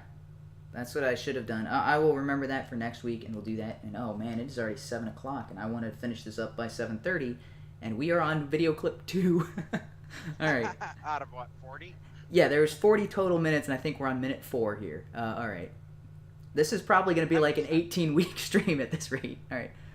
Ideology that floated Okay. leftward, that floated this way and that floated over to Iraq in some cases, and just became a total disaster and didn't conserve anything. A conservative has to conserve something. A conservative is ultimately a collectivist in that sense. A Okay, conservative you is just someone said who's the stupid conserving thing. his class, his people, the What'd he state say? itself. He is an Okay. institutionalist in that sense. All right. So he just said a I love conservative. Google, it's like new icon that he. All right, I Mhm. think that's just too damn funny. I'm sorry, I think it's like the funniest thing ever. In the Oh, chat. is that no BS? Yes, me and S-Man are working on a collab right now, which should be up in the next few days. All right, kind of a shadow collab again, where we show once again that no bullshit's a fucking lying scumbag. Yeah. Because we archived and screen tweets of him like saying Yeah. one thing and then denying he ever said that in a cut Oh screen. yeah. Okay. Yeah, I wish I checked through my archives of the Twitter conversation. I didn't have a screenshot of that exactly. So if you've got it, then that's great. But Well, S-Man got it for me, Okay. and he and we archived it. We got screen caps of it all over the video. It nice. should be a lot of fun. I can't wait for no bullshit to call it like the gayest video he's ever seen. He'll Well, probably is it gonna feature mostly him? He'll probably say, "Yeah, you guys are just looking for attention, bros. You guys didn't even go to college." You didn't even go to college. All right. Yeah. Okay. So Richard Spencer just said that conservatives need to conserve something, and yes, I agree with that. And he said conservatives are ultimately collectivists, and I'm like, wait, what? No. Conservatives don't care about a collection of people. They're supposed to care about core principles, which is what the United States is supposed to be founded on. The core principles of the United States was the idea of natural rights, and our entire country was founded to protect the people's natural rights from the government. Right? That's the Bill I of would say Rights. that the only collectivism that I would say is accurate to apply to conservatives would be the collective, or the idea of collectivism of putting the American citizen before anything else. Yes. So the way that works In that is nature, other people in come to the that United States. They nature, don't yeah. have the same protections that the U.S. Constitution provides the U.S. citizens. I think that's fundamentally wrong, but that is how the United States operates. well, what rights are you referring to? Because No, because if speedy trial and blah blah blah Yes. blah blah blah. yeah. So, but so when you're talking about well, that's because the United States actually started getting more powers than it actually should have when it's talking about taxes and things along those lines and its actual welfare system. And so people coming in the United States now, they get the welfare benefits and without paying the taxes and that sort of thing. That's not necessarily yeah, rights, but if you sure. talk about so the illegal search and seizure and those sorts of things, I mean, mostly been eroded by the Patriot Act, and what is it called now? It's not called the Patriot Act anymore. It's called the Oh, you had the Patriot Act and the Homeland Security Act. yeah, the Homeland Security Act is what it's called now. Yeah. So, but those have kind of eroded their illegal search and seizures provisions. But so the United States. So there are the natural rights, right? The natural rights that people have, which is the freedom of association, and the freedom of religion, the freedom of the press, and those sorts of things. Other people coming into the United States, they aren't necessarily provided those freedoms of association and all that sort of thing because they have to be a U.S. citizen in order to be recognized in this country, right? So Well, or green. They have to be here legally. They have to have something yeah, showing that because of the they belong provisions. here. Yeah, because we have taxation, because we have welfare systems. If we didn't have those, then it wouldn't matter if people came in here freely. If hey, you come here and you got to support yourself on your own. You have to prove that you are a benefit to society, and we're not giving you anything. This is what during when America was known as the land of opportunity, right? Immigrants were coming in here, were flooding the United States. There was no handouts. People were coming in here with just the shirts on their backs. No one gave them a thing. They had to work for everything they earned, and they owned businesses. They build their own fortune. That's how it should be. If that was the case, then an open border policy would make absolute sense in the United States, because that would be a return to our fundamental beliefs that these are natural human rights. Everybody has them. The government doesn't grant out rights. But once we have the welfare system and taxation and government granting powers to certain corporations, and you need a business license for this and you need to follow these restrictions, once all that gets into place, then and only then does citizenship matter. Then and only then do there need to be restrictions on people coming into the United States, and there needs to be restrictions on that freedom of association. Because otherwise people can come in and take advantages of all the benefits and not do any of the trade-offs in order to take advantage of those. So your basic definition of freedom of association would be, since you're here, or since you are a citizen, or since you are something showing that you belong here, you are associated with the American government, etc. Therefore, you are entitled to the benefits of that association. Yeah, as long as those benefits are there, there needs to be border security and border walls and all of that sort of thing, and we can't let everybody in because we have those stipulations in place. And I think that's contradictory to our original the original core tenets of the United States.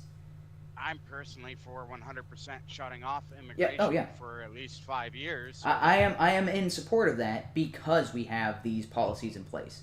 And I don't see those policies going away. I don't see welfare programs going away. I don't see Social Security going away. I don't see federal education going away. And as long as those things are there, unrestricted immigration means absolute bankruptcy for the United States. It's an inevitable conclusion, and because of that, we have to have secure borders, and we have to reduce our immigration that's coming into the United States because it's unsustainable. So until we remove all of those programs, we cannot have open borders. So I think we need to close off the borders, get rid of those programs, and then we can open them up again. It's similar to like if somebody's injured, like say you were in the. Even advocate for getting rid of the programs. I'd say we can keep most of the programs. Most of them, if they make sense and they're logical, I don't have a problem. They're not. I would argue against them being logical. So we are getting like Social Security. So you work for X amount of years. Now you can't physically work anymore. Okay, that you've paid into it your entire life. Keep it. Okay, but it's inefficient. What's that? Yeah, you can do the same thing with your own retirement plan, which is what an IRA and a Roth IRA are for. If you can do the same thing, you actually get more bang for your buck by investing in your own future. So if you were to take, there's been breakdowns of this. If you watch, there's a YouTube channel called Learning Liberty, and they talk about economic principles. And so this is You don't have to go into it. I understand it. I know exactly what your argument's going to be. Yeah.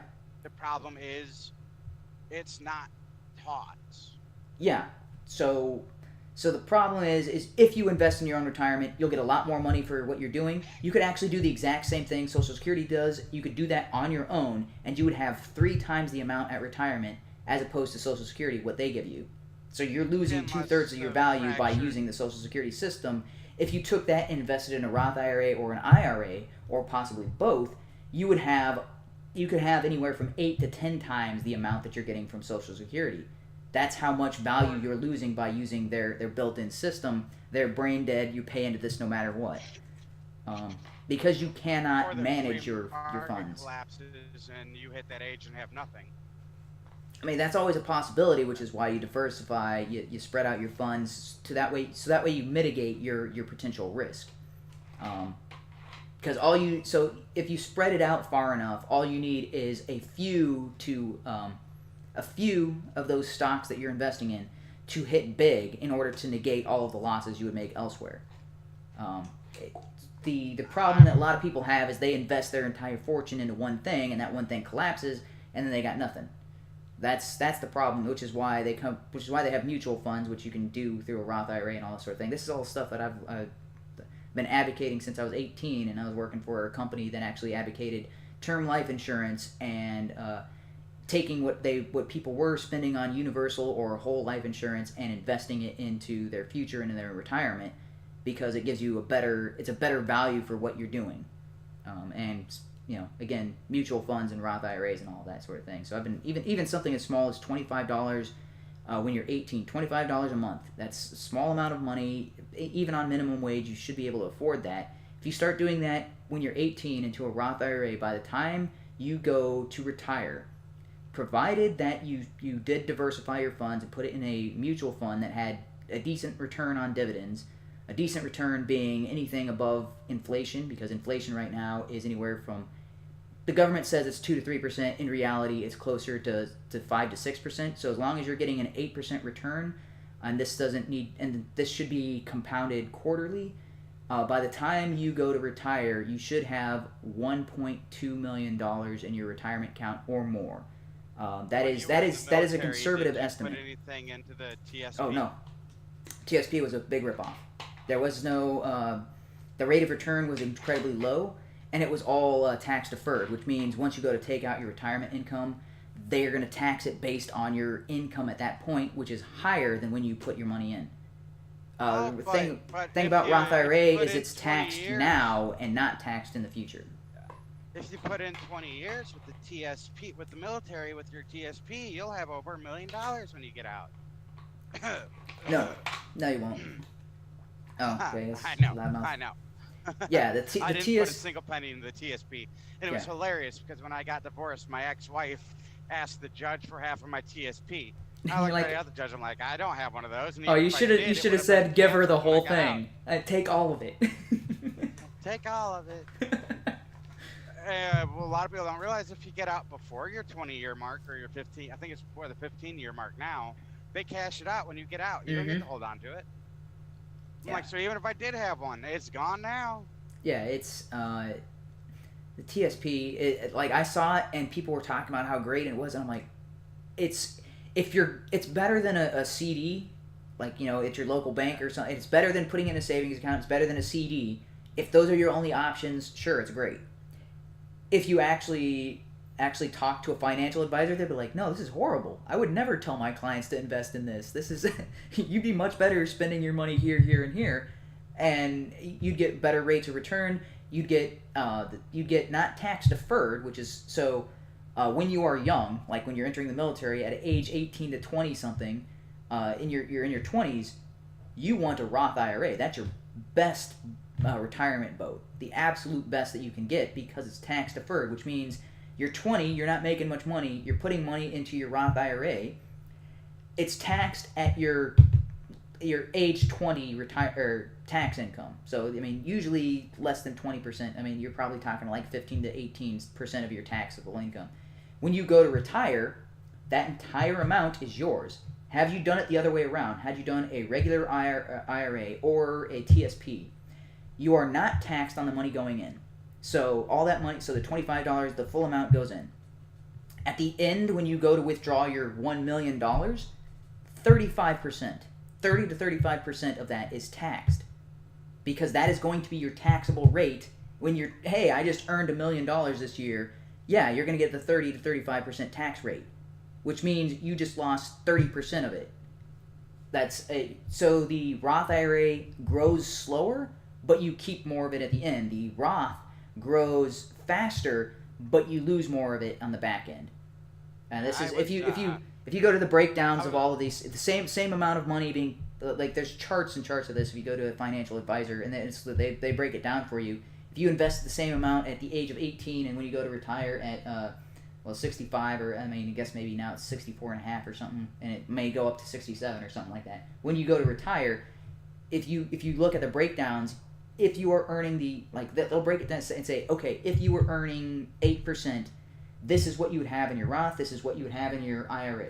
Your Roth would have a lower amount, your IRA would have a higher amount.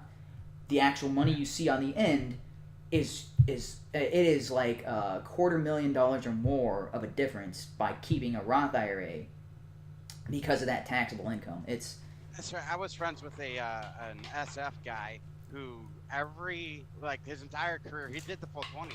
His entire career, he was putting into the TSP shit basically as soon as they started doing it, or as soon as whatever. He was deployed, being SF, he was deployed so much. And as we both know, anything you make while you're deployed, you're tax-free. not taxed on. Mm-hmm.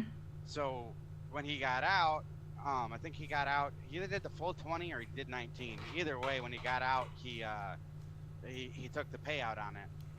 And they tried to take his taxes.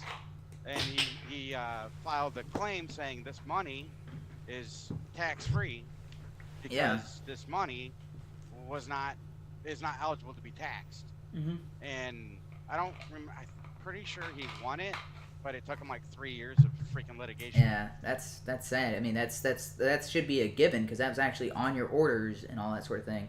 Because I was deployed once, and so there was a program when you're in deployment that I hope you took advantage of. I forget what it is called, but it's a savings account that's only during your deployment. I was only there for 6 months, so I didn't get the full value of it. But other people who are deployed for like 9 months or more than 6 months, they can actually see huge returns on this because it's all tax-free. So you're not eligible within your first 2 months on a deployment, but in your 4th month or starting in your 3rd month, you can it's something like a percentage of your there's a percentage of your base pay, and I was able to I think mine was like I was able to deposit like $800 a month. Yeah. Or something like that. The rate of return was a guaranteed rate, which is like unheard of. I forget what the actual guaranteed rate of return was on it, but it was a guaranteed rate of return. I was putting 800 or whatever. I was putting the maximum amount that I could every month into that, and when you go to take your money out, it's still within that deployed environment and it's all tax free. And so I made an extra.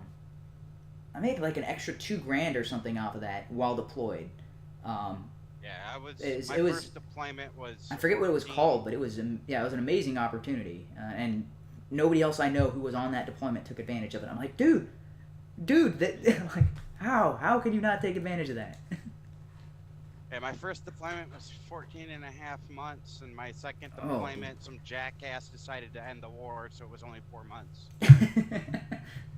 Yeah, some jackass. Okay, we were getting way off topic here, but it is interesting stuff.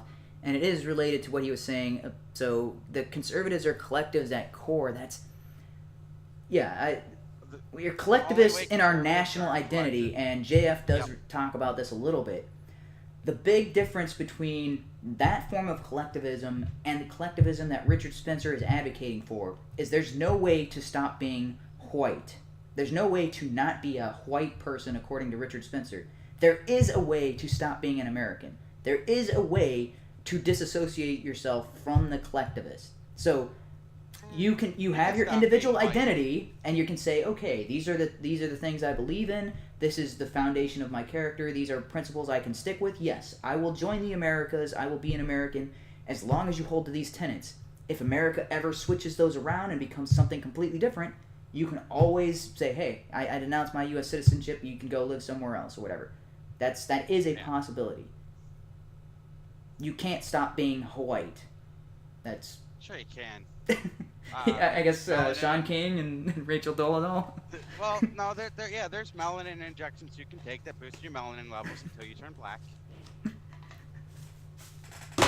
Yeah, but this is JF goes into this a little bit where you're talking about you can be an individual and you can have your individual identity, but you can also be a part of a collective. And it's like, yes, you can be a part of a collective, but you can freely associate and voluntarily join that and voluntarily leave. You don't have to stay a part of that collective. That is a conservative position. That's when we're talking about freedom of association. That should be something. Being an American is not like the caliphate. I mean, Yeah. we don't It's not shoot like- you when you say I'm not American. Yeah, if you say you're not, I mean, that's something we actually encourage, right? The burning of the flag, and this is something I got into that big debate with Ham about kneeling for the national anthem and all that sort of thing. Is you are allowed to do that in the United States, and I mean, everybody calls you an idiot because you are, and everybody will make fun of you, and you're sure you'll damage your reputation, but you don't get beat up by the cops, you don't get thrown in jail for doing that. We encourage you to, hey, if you don't like the government, do something about it. Protest what you think. Yeah. I might smack you with a flagpole, but other than that, I mean- I'll use that same flagpole to beat up anybody that tries to actually seriously assault you.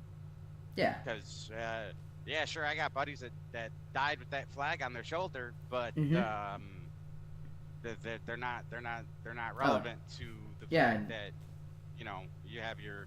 Now, I will say that anybody on those NFL teams that did it should have been fired on the spot, because Yeah. that's doing it on company time. Yeah. They're not doing it as an individual. They are representing Their team. the Yeah. team, And the their owner, employer. the stadium, the entire NFL. It's The So, stadium, it's- that which is- 80% of yeah. its annual costs are paid for by U.S. tax dollars. I mean, Yeah. Yeah, it's the same thing where this is something I'm seeing a lot, and this is off topic, man. We're not gonna get done by 7:30. Oh man, I've got but yeah, we're having fun. but it's an interesting, and this is based off of the stream. So dude, if we keep up at this rate, I'm never gonna get through this 4 hour long stream. It's not entirely 4 hours because eventually they do go away, and JF starts answering questions and all that sort of thing. I'm gonna try to When trim you down as upload much. a Yeah. video onto YouTube and you tell it you want closed captioning, does it do that automatically? I don't know. I've 'Cause if it never does it done closed automatically, captioning. I was gonna say, if it does it automatically, you should be able to extract the closed captioning, and then you could do this as a note base, like, okay. So No, I'm gonna find a better way to stream video on OBS or Hangouts, or I'll find a better way to do this for next week, so that way we can actually play the video in real time on the Hangout, because it's still playing in real time for the people on the stream, but it's not playing in real time for the guests. And I know there's a way to do that. I'll have to ask around. Okay, but so this is an area I was gonna try to get into this because you're prior military as well.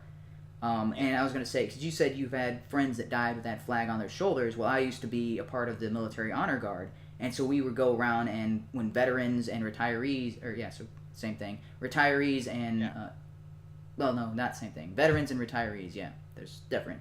Anyway, because the retirees get the full service, the veterans just get the flag folding and 2-person ceremonies. Retirees actually get the 7-man detail. So I was a part of the honor guard for Alabama, it was Maxwell Gunter honor guard, and we did the entire Alabama area. And so I actually was at funerals with the flag draped over coffins and things along those lines. So I've got a huge respect for what the flag means and what it represents. And it means more than what people say it means, especially when you see the look of a loved one's eyes, or whatever, when you're doing the ceremony and you're handing them the flag and saluting it, and you see the tears well up and the pride and all of that sort of thing.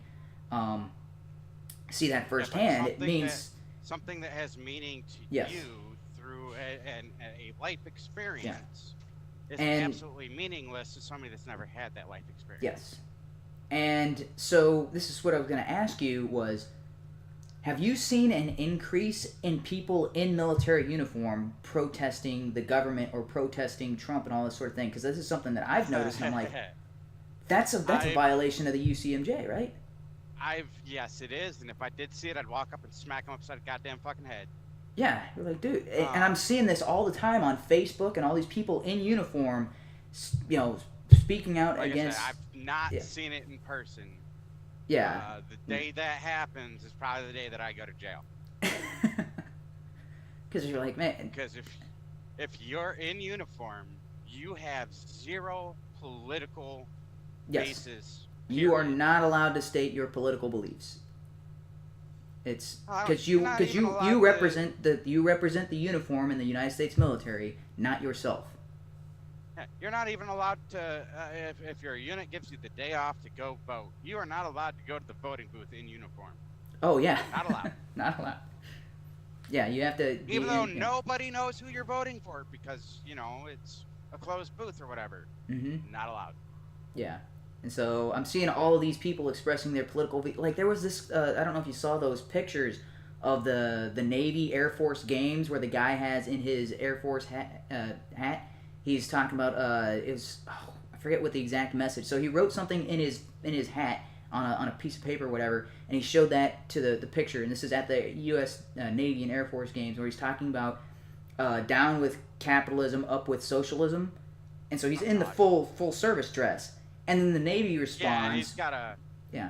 Was it the same... Oh, no, that's different. There was an idiot in West Point that had a freaking sickle and hammer shirt on. Yes. Under his Yeah, it's the same dude. Same dude did both of those. Yeah.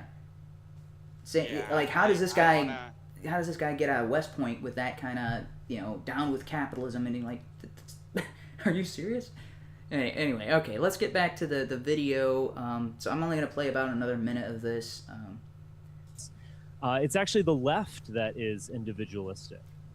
Even when the left attempts to use collectivist economic means, it's still in the name of individualism. It's still in an attempt to reach a deracinated, pure individual who is not weighed down in the leftist mind by community, by history, by race, religion, the past, the one's duty to the future, etc. Okay, I'm going to pause it right there. So he was just talking about the left is actually individualistic because he just got done saying that conservatives are supposedly collectivist and it's the left who are individualist.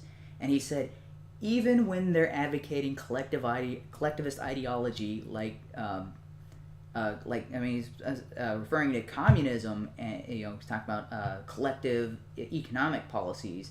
He's saying that's all in the name of the individual, and you're like, no, I don't know what you're trying to pull here, but you can't be both an individual and a collectivist because those are two opposing ideas. And when you're talking about an economic model that puts the group over the individual, then you're not an individualist. No, I see the principle of what he's saying. Have you ever heard anybody, I'm not going to word it exactly, but it's basically communism needs, for communism to start in a non-communist society, it needs the backers, it needs the pushers, it needs the people going out there and spreading the message, okay? Okay. Once communism starts, those are the first people to be killed. Yes. Because, okay, so communism is about collectivism. Yeah. The individuals promoting communism are promoting it because they see an individual benefit. Once communism starts, they realize that individual benefit doesn't exist, and they realize that they were indeed the entire time looking out for what they thought would be best for the individual. Of course, that once it starts, they're no longer that's direct conflict for keeping it running, so they get killed. So under that aspect of it, yes, the ones that promote communism, after it's established, you realize that they were actually, because they're the ones that are become the enemy of the state, basically. Yes. They are actually the individualists. Okay. But it's kind of like a they are and they aren't. It's like it's catch-22. Yeah, because their ideology is inherently contradictory. So I understand what you're talking about there, because they want communism to be established because they think it's ultimately going to benefit them more than the capitalist system, right? So that's why they advocate for it. So they're looking out for their own interest, yes, advocating for it as a collective group. Yeah. But in reality, they're individuals. So but the principles they are advocating for are collectivist in nature, and that is the difference, because capitalists also advocate for capitalism because they think it is for their personal benefit. And they think, and the idea of capitalism is individuals as opposed to a collective. So capitalism is survival of the fittest. The only way that you can succeed is if you provide a better good and service at a cheaper price than your competitors. That is and there's all kinds of, the supply and demand and all that sort of thing. And go into capitalism, where it's your individual merit that determines if you succeed in capitalism. For the supplier, free market capitalism is individualistic. For the demander, it's a lot more collectivist, because what drives down prices and makes things more affordable for the individual collectively makes it better for all the individuals that are on the demand side. But that doesn't make it collectivist. So, because the idea behind it is what is best for me, and also individuals. Everything is merit based. Everything is what I do as an individual. What I am able to achieve, I get rewarded for that. What collectivists with communism is, what I do as an individual doesn't matter because it's all subservient to the group. So capitalism is more. That's why I made the distinction. Okay, so you have supply and demand. That's what runs capitalism. Yes. On the supply side, it's individual. It's what I do makes it so that what I do, I can do better, and I see more of a return from it. But I'm confused when you're saying demand is collective, though. On the demand side, it's everybody wants it cheaper. Yes, but that's because they want what's best for them. They don't care about the group. They care about what's best for them. They're not saying, I want things to be cheaper because that's going to help all of my brothers. They're like, I want that cheaper because I want it cheaper. Whenever you see people advocating for something to become cheaper, they don't do it. It might start individual, like one person saying, I want this cheaper. And then it becomes a bandwagon of everybody going, why are we paying that much for that? It'd be better for us as a society if we could get that cheaper. So from that aspect of it, the demand side is...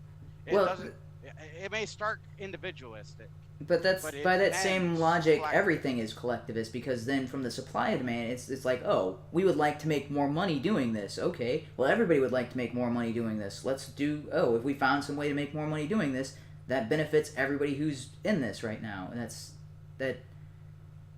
Well, no, because you're gonna have the individuals going, I want to make more money doing this, so I'm gonna raise my prices on the individual product. No, that's not the only way to make more money doing this. I want to make more money across the board, so I'm going to lower my prices so people don't go to you. So I'm not making as much per product, but I'm making more through a higher sales rate. And then, it just keeps driving down. So each individual is looking out for themselves and eyeballing their competitor to see what they can do better. Whereas on the demand side, it's just, I want this cheaper. And yes, like I said, it starts out individualistic. It starts out, I want this cheaper. But to get it cheaper, it typically becomes collectivist of, hey, if you lower the prices, then more people can afford it, wink, wink. That's not what actually reduces prices, though, under capitalism. That's what reduces prices under communism. Under capitalism, the actual market itself reduces the prices. Because like you were saying, I want to make more money. Oh, I can make more money by reducing my prices underneath my competitors. I'll earn less profit on per item, but I'll earn more overall because I'll have an increased market pool.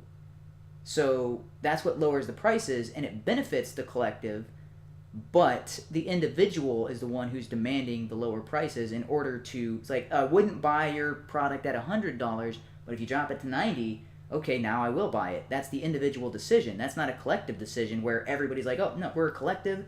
We're not buying at $100. Nobody's buying at $100. You have to drop your price to $90, and then we'll all buy. That would be a collective demand. Well, a collective, okay. As I said earlier, the only generalization that is, all generalizations other than this one are false. Okay. So, if you have a product for $1,000, all right? Yes. Something that everybody wants. I won't go so far as to say something everybody needs, but something that everybody wants. Yeah. if 10% are happy to pay that $1,000, Mm-hmm. and 90% say we want it cheaper, you have, even though you have that 10% that's perfectly happy to pay that 1,000, you have the collective mass, the But 90% that wants it cheaper. But they aren't doing that as a goal of the mass. Right? They aren't. That collective isn't sacrificing the individual to the collective. That is people organizing under a common purpose. Right? But they aren't saying, hey, you scabs, you 10% that are buying this product, you're not abiding by our demand for lower prices, and you're keeping the prices higher. Stop buying. That's what a collective would do. They would say, hey, 10% of the people are buying this product, and because of that, this company isn't lowering their prices because they're making a profit. Those 10% need to stop, so that way this company will lower its prices, and then we will all buy. That's what would happen under a collective demand. This is what you're a good example of this is unions, right?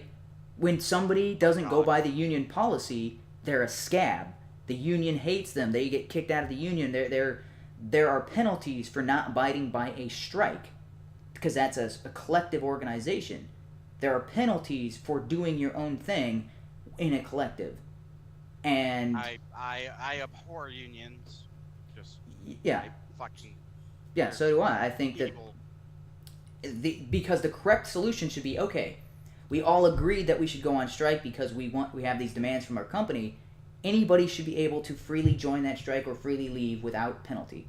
That is, so then a union. I wouldn't even let it go that far. The second that you say we have these demands and we're not working if they're not met, okay, bye. You are replaceable. Yeah, that's what you're replaceable. Goodbye. And that's why unions demand that everybody participate. And that's the same thing when I was talking about like demand for a product, right? You're talking about $1,000 product. As long as some people are buying the product, the seller doesn't have to give in to the demands of the group. So you're basically saying as long as I have some people that are willing to do this, the rest of you can just go bye. Yeah. Yeah, that's why a collectivist demand would have to say, hey, nobody can buy this product until the seller meets our demands. And this is I'm okay. driving, and I know that we're probably pretty far off topic, but can you pull up the definition of collectivist real quick? I don't know the book, like the Webster. Yeah, that is actually because maybe I am applying my own definition to it. So I mean, I could be entirely off base. That's why I'm like, okay. I looked it up myself, but I'm driving, so. Yeah. Okay. So I'm pulling up I usually go to dictionary.com, at least for the fundamental, because as long as I use doesn't matter if dictionary.com is always right. As long as I use the same consistent source for my definitions, I should be. Yeah, I can respect that. That's why I always go to Webster's, unless it's like medical shit. Okay. So. Any dictionary that defines bay, I don't use. All right, so let's add a window capture. Oops.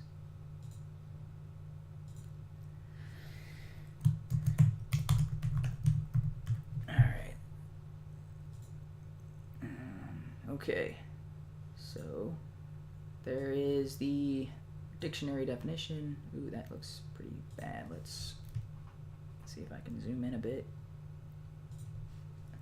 Okay, the political principle so this is collectivism, the political principle of centralized social and economic control, especially all the means of production. That's a retarded definition. Yeah, let's go collectivist. Okay. The political principle of centralized social and economic control, especially all the means of production. The same definition. Why did that? Oh, derp.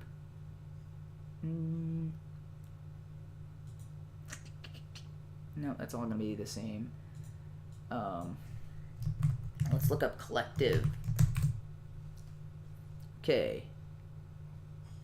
Formed by collection, forming a whole combined of or characteristic of a group of individuals taken together. organized according to the principles of collectivism, a collective body, aggregate, a business, farm, etc., jointly owned and operated by a member of group by the members of a group, a unit of organization or organization in a collectivist system. Yeah. So.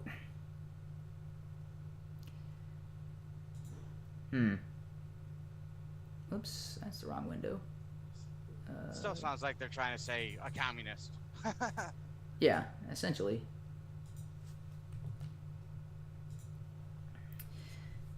Yeah, so I closed the dictionary window, and apparently then it opened up the Twitter window. Oh well.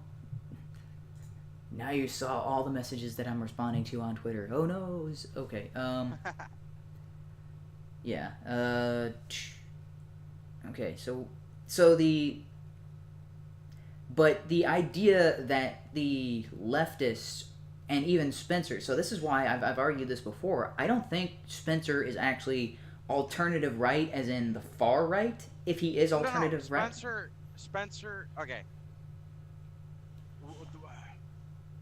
What is an alternative fact?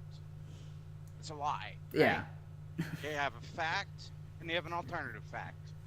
Now, this might sound long-winded, but I guarantee you it's not going to take that long. Hang so on a second. I actually need to. Fact. I need to take a leak. Can you hold that thought for a second? Yeah. Okay. Yeah. If you want, you can read the chats, or if anybody's actually in the chat talking. But I really need to go to. Driving. So. Yeah. Okay. So. Hold that thought. You can talk about it a little bit. I should be back in a minute or so. Sorry. All right, everybody, go take a piss break. I guess I can pull up chat real quick, give it a cursory glance. The audio for PTK is even worse. That was a long ass time ago. Are we still live? Yeah, we're live. Oh, there's nobody watching. Well, that makes that easy.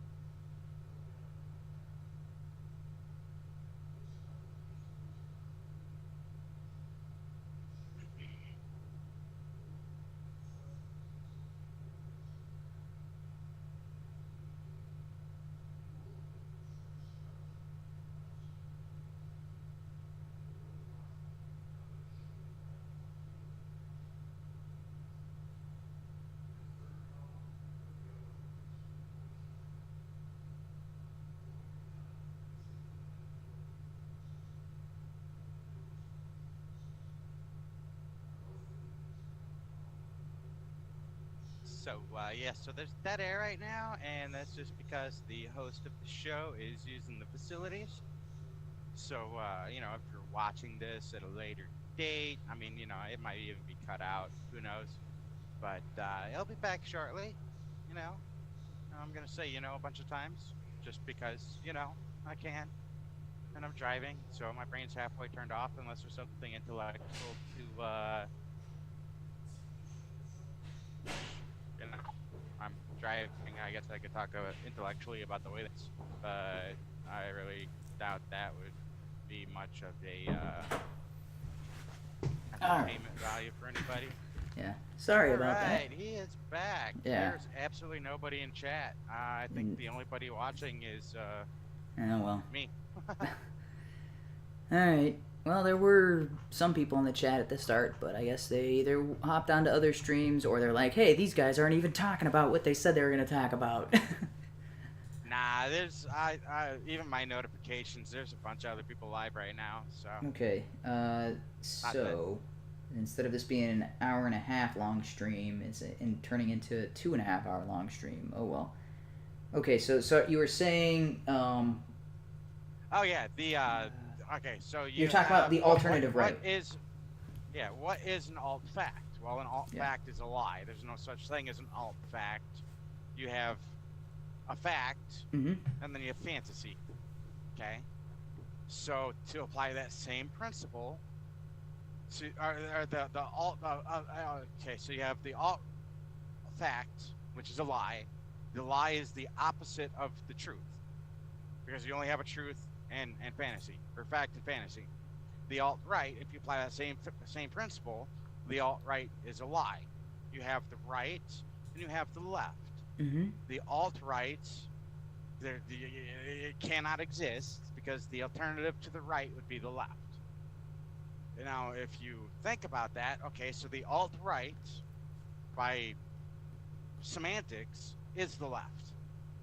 If you look at Yes. Richard Spencer and you look at the various things that he's advocated for, he's a socialist. Mm-hmm. What is socialism? It is about as far left as you can go. Yeah. One step shy of communism. Yes. So the alt-right is a bunch of people that haven't realized that they're following a false ideologue being Yeah. presented by a leftist, a far leftist. Yes. Okay. Yeah, I'm in agreement with you here. I actually think Richard Spencer is his ideology is what eventually led to the fascists, which is the Nazis, right? I mean, he's the precursor to the Nazi Party, right? The fascists were under Benito Mussolini, but yeah. Well, no, the Nazi I Party was would also say- a fascist regime. I know No. fascist was Benito Mussolini, but the Nazis were also fascists in that it was a state-controlled economy, right? That doesn't make it fascist. That makes it socialist. Well, those are the two offshoots of socialism, right? There's communism and fascism, or at least this is my understanding of them. Is socialism is the root, and socialism. Fascism is all about the state. Yes. Nazism, the National Socialist German Workers' Yeah, Party, National Socialist. Yes. was about the state, but the state became irrelevant when it wasn't when the people were first. The people of Okay. a certain ethnicity, rather. Yeah, were so first. that's what differentiates fascism from from communism, in my understanding of it. Maybe this is what I'm wrong. Well, no, But because what would you fascism- what would you describe the Nazis as? Because they're not communist. No, they weren't communists. They So what- were, if you look at the actual party, the goals. Yeah, they're socialist in nature, but establishments what and everything. what would their Identitarian socialism. Okay. You are welcome here under this socialist principle, if you are Aryan. yes. If you're, Okay. And the way So Hitler identitarian did it, socialism. he took it so far.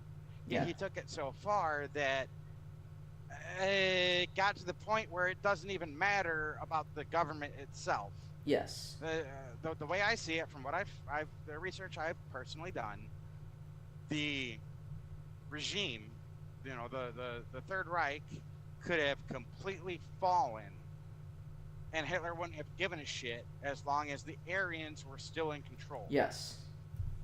So It could have devolved into any other form of government as long as the Aryans were still in control. Yeah. He would have been happy. So it was an identitarian with socialist underpinnings. okay. So there's got to be a word for that because it existed, but I've always heard that the Nazis were fascist in their implementation of socialism. And No, so they it's were because nationalists well, in their wasn't implementation of socialism. Mussolini also nationalist in his interpretation of socialism? Yes and no. I've got a whole article that I wrote about Okay. this on my Yeah, computer. when I'm in my link truck. me to that because maybe this is something where my understanding of it is not as thorough as I thought it was. Because I was under the impression that socialism split off into two entities. So there's the communist, which is the workers against the bourgeoisie or whatever. Yeah, so So the Jews against the Russians. the proletariat. No, the proletariats versus the bourgeoisie. The Nazis was like, okay, we have the same socialist principle, but we are the Aryans versus everyone else. It's still this group versus that group. It's just instead of it being based on class, because you could have rich and wealthy Aryans, and that's fine, but you just couldn't have other groups as a part of that society.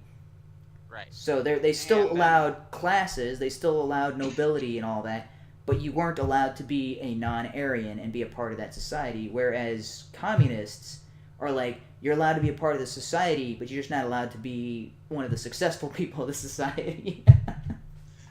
You're just not allowed to be successful. You can stay here as long as you want, as long as you're not successful. And then they wonder why it failed.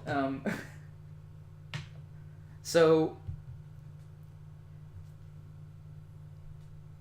I've always referred to the Nazis as the fascist, and I think that's most people's understanding of it, but maybe I need a new term, like you were saying, and so maybe that article will help me. Because, yes, it was based off the racial identity of the people, not so much what the people were doing, whereas communism is not so much. You could be a bourgeoisie and be Russian, and you can also be the proletariat and be Russian, and so then it's what you're doing that is more important than who you are. Yeah, the doctrine of fascism, which is the authoritarian document of fascism, emphasizes on nationalism, corporatism, totalitarianism, and militarism.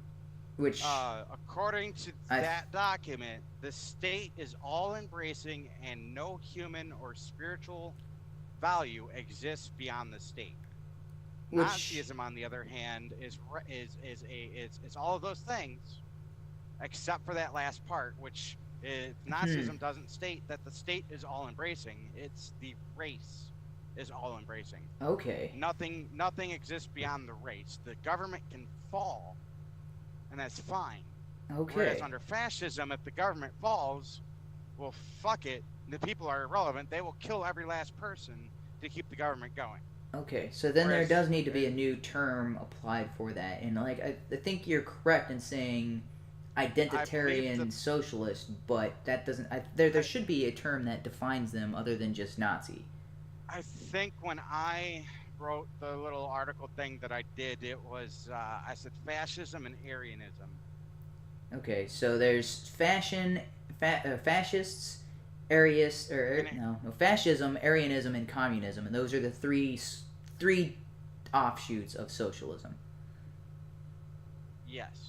Okay, so one is nationalistic, one is race-based, and one is class-based.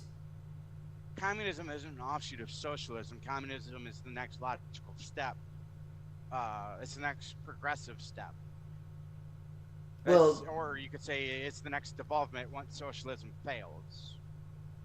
But it's what socialism is supposed to lead to, but with right.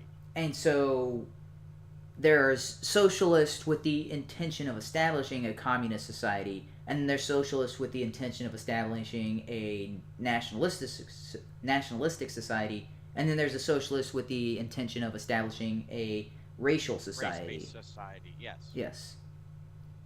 Okay. So yeah, communists or the socialists trying to make a classless system, the socialists trying to make a national system, the socialists trying to make a racial society. Those would be the three distinctions.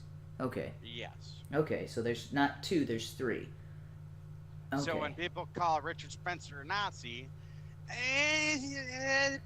you know. He's not a Nazi in the fact that he's gassing the Jews. Party. Yeah, he's not a member of the National Socialist Party. He's also wasn't born back in 1950s or 40s, 1940 Germany. But he is advocating along the same ideological principles, which if you look at the communists, the fascists, and the Aryanists, they are all on the left. Yeah. Right? Hitler was on the left, Mussolini was on the left, and Stalin was on the left. Stalin / Lenin. Did you ever watch the video on my channel? The one about government? I got through the first 5 minutes, and I'm going to watch the rest of it. I was trying to get this video together today, and I ended up cutting about 40 minutes of this stream, and we are on minute number 5. All right.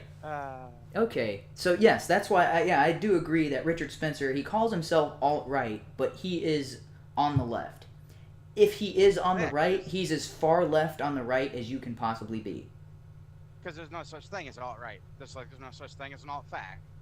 Yeah. So the opposite would be... Left. Left. Yeah. Or the truth. Yes. So yeah, I think he is a leftist, and he just refuses to acknowledge that. Right, because And there's so the principles being set forth by what is modern day associated with quote unquote leftists. The mainstream stuff he doesn't agree with. The stuff that the media doesn't talk about and the people don't seem to understand, he fully embraces. It's nobody seems to be educated about it enough to realize that he's a leftist. yeah, because what he's advocating for, yeah, and that would explain why he thinks that the right is the individualists, because maybe if so, I don't think he's actually on the right. I think he is far left, and Oh yeah, he's so definitely far if left. he's on the extreme left and thinks he's on the extreme right, anybody who is more what was typically understood as on the right of him is seen as, oh, that's the let's see. So if if he thinks he's on the right but he's actually on the left, he'll look at people who have different views of him and be like, oh, those guys aren't collectivists, those are individualists, so they must be on the left. Yeah. So when it's fact it's the other way around. He is on the far left and he doesn't realize it, and so he's calling himself a right, and he looks at these people who are individualists and like, well, they're not on the right because I'm on the right, so they must be on the left. Or they must be going towards the left. And I'm pretty sure Okay. he knows exactly that he's on the left. But But he's he just, also knows he won't have a base if he presents it as such. I don't know if he necessarily knows. I think that there is I think he's lying to himself a lot. So that would mean that he doesn't necessarily know. It's one thing if he knows better and he's lying to everyone else. I think he genuinely believes what he's saying. So I think he's lying to himself in that regard. He thinks he's on the right, and he is advocating that he's on the right, but he's lying to himself in order to maintain that. Or he's looking at the wrong spectrum of what left or right is. Yes. So if his definition is what he stated earlier, in that the right is collectivist in nature, then anyone who is an individualist would necessarily be on the left, right? If the right is collectivist, anybody who's not a collectivist would necessarily be a leftist. So I think he's operating on a false premise in that regard. Okay. So because his fundamental understanding that people on the right are individualists in nature and people on the left are collectivists in nature, and I don't know why he doesn't make this distinction, because you're like, okay, Black Lives Matter, he sees that as a leftist organization, but he doesn't understand that they are following the exact same tenets as he is, except instead of putting Aryans above others, they're putting blacks above others, and you're like, but they're similar ideologies. He's not a stupid man. If you listen to him argue, he understands the logical complexities that are required to win a debate. Yeah, he really does. Yeah, he is very good at sophistry, which is he's not a moron. He's not an idiot. Which is why I say I think he knows. He 100% knows that he's a leftist, because think about it, okay?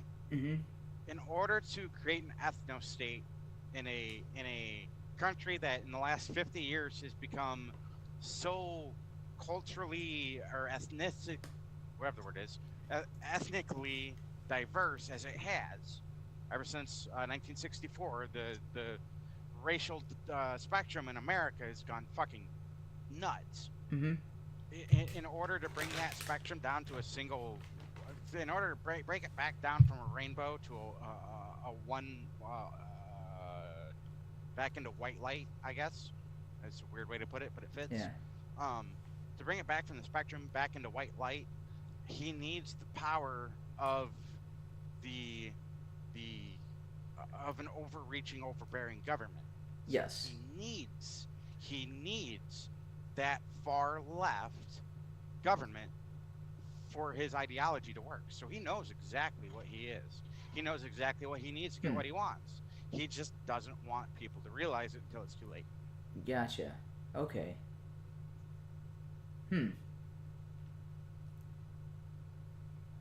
Yeah, so in that case, then he would be lying. He's basically performing takia, which is another leftist principle, right? So, this is another area that I think definitely puts Richard Spencer on the left as opposed to the right, because look at people who are typically considered conservatives, right? They have the and this is another thing with libertarians, which is more associated with conservatism than with liberals, is when they say you can do whatever you want, just leave me out of it.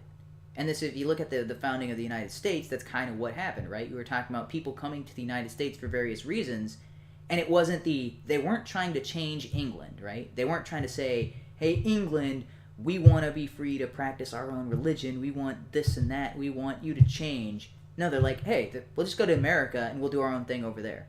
That's essentially what the Protestants were doing. They're like, hey, we want religious freedom. Don't try to change the system we're in. Let's go somewhere else and establish our own freedom of religion there. Oh, hey, we're outcasts of our society here. Okay, United States, we're not outcasts. We can go do whatever, and we can escape the persecution of the English or the British government. So those people coming to the United States were like, okay, that's the system that exists. We don't want a part of it. Let's go somewhere else.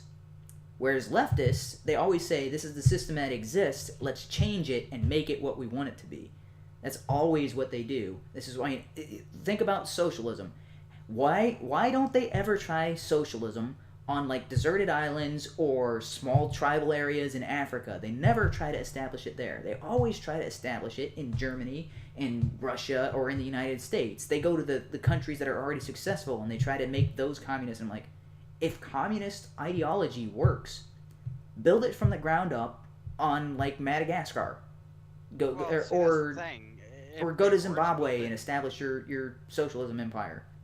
If they were to take a commune, okay, to a inhabitable and hospitable island that is currently unpopulated, communism would work, because it'd be a small group setting up a commune, and we already know that small group communes work.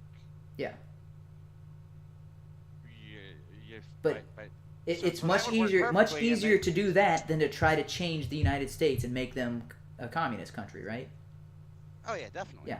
So why don't they ever do that? As far as I know, there's never a plan to go, hey, let's just go off and do our own thing and set up our own communist country. Because even though it would work, it would never be. They don't want to give up the established luxuries of a pre-made country. Yeah. So they always try to change something that exists into what they want. And if you look at the same thing with groups like Black Lives Matter and even in the feminism, right? Feminists, they don't want their own feminist country. They want to change the country that's, misogynist and all this sort of thing and make it into a feminist country. They want to change society from what it is to what they want. And that's what Richard Spencer is trying to do. He's trying to change society from the way it is to what he thinks it should be. It's never the, hey... He uses the arguing point of, hey, what I think it should be was also the forefathers' intent. Which then you get the partially educated and not able to fully think for themselves constitutionalists. Not saying that all constitutionalists are that way, just the ones that he's able to snag. Who go, yeah, that I want what the forefathers wanted too, so I'm with you. Yeah. And then you wind up with a hive mind, and Okay. Another leftist thing. But all right, so I'm gonna play the last minute of the video here, and next week I will hopefully have a better way to stream video, so that way it's streaming through Hangouts or through some other means. And yeah, you can talk with me after our stream here. So I'm gonna play this last minute. I've got about 52 seconds left of this video, and then we're going to talk about that last minute of it. So the left is fundamentally individualist. This is the problem with American conservatives. They get this fundamentally wrong. They'll we're individualists. the ISI is a stupid fuddy-duddy group for closeted homosexual Catholics or conservatives, I guess. And it used to be called the International or the Individualist Society Institute or something, some nonsense like that. Society of Individualists. They always wanted to base their belief system in the individual and individualism. That is fundamentally wrong. Man is, as a political animal, man is a social being. He's part of a greater family. He's part of a past and a future. He is part of an identity that is bigger than any individual. And so the starting point for the alt-right is that question: who are we? Who am I? Identity. Okay. So, not sure where you are in the video, but he's talking about how he's saying that conservatives today have it fundamentally backwards by saying that they are individualists, and that, that's the correct way to be. So that we were just talking about that, but that's, if you look back at the founding of the United States, especially this founding document, the Declaration of Independence, where it establishes that people have natural rights. I'm not seeing any desktop audio. Are you there? Say so. Okay. Yeah, I'm here. Okay, yeah. Okay. So there it goes. So it's establishing that individuals have rights. Not the collective, not the United States government, not the British Empire has rights, but individuals have rights. And when individuals get together, yes, there is a group of individuals that has a right, but only because the individuals within that group have rights. The group doesn't have rights because the group has rights. The group has rights because individuals in that group have rights. They don't lose their rights by joining a group. They keep the same rights. It's just there's more of them concentrated in an area. That's the idea expressed by Locke, and that Sargon eventually gets into in the stream, but we're not going to cover it tonight because we're wrapping this up. But then Richard goes on to talk about he thinks that that's fundamentally wrong, and so the alt-right, or his version of the alt-right, considers identity the most important thing, and says that conservatism is ultimately collectivist in nature, and that identity is more important than individuality, which that's the part where Sargon does eventually hammer this home, and I'm going to bring this up this week, and we'll discuss it more next week. And maybe I need to do more than one stream a week in order to get through this in a reasonable amount of time. But he talks about identity being most important, but that seems like a fundamentally flawed perspective, in that identity is based on who or what you are as opposed to who you are. And that's what Richard Spencer seems to be advocating, is identity is purely what you are, not who you are. Which, who you are is your character, your behavior, your opinions, your viewpoints, your individual nature, whereas what you are is your racial identity. So what you are is where you're born, your parents, your job, your race, things that describe you but should not define you, or at least in my opinion should not define you. But Richard Spencer thinks that they do define you. I would say that who you are is your who you are is what you do, basically. The content of your character is who you are. Yes. I would say what you are, in America at least, is, if you're a citizen anyway, what you are is you are an American. Now, what defines you under that is nothing more, nothing less than the Constitution. Yeah. Okay. Yeah. So what I'm saying is, Richard Spencer thinks that the who you are is your race or your ethnic identity, and he seems to think that all white people think alike. And this is something that I've discussed with my brother, and we will be discussing next week. White people disagree all the time. There is no collective identity of white people, because white people were socialist, white people were communist, white people were Aryan, right? Aryanists, or whatever the Nazis would be. Well, I'll have to come up with a better word or term for that, because that doesn't sound quite right. Aryanism. So the people who are involved in Aryanism and the people who are involved in communism, well, guess what? They're both white. They're cultures of white people, and they actively hated each other and fought against each other bitterly. And even Mussolini, he's Italian, right? Richard Spencer says that Italians were white, and you're like, okay, well, now you got fascism, communism, and Aryanism all fighting each other, and they're all white people. You also have... We could even take it, instead of calling it Aryanism, since it's identitarianism. No, it literally be not in the way that you would normally think of it, but it would literally be racism. Yeah. Okay. Not racism as in, oh, that's racist. Yes. But racism as in, my race is better than yours, and my entire ideology is built up behind that. Yes. Okay. So yeah, I guess. And it's not even my race is better than yours. It's my race is better than everybody else's. So it would be a capitalized racism, right? Like it's an ideology racism, not racism as in you're black, I don't like you, but racism as in my it's identity. Not targeted. Yeah, my race is my ideology.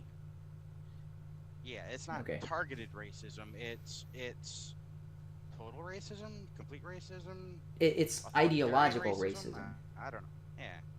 Yeah. Okay. Because it's like, I'm not racist in the way you think I'm racist. I hate everybody that's not white.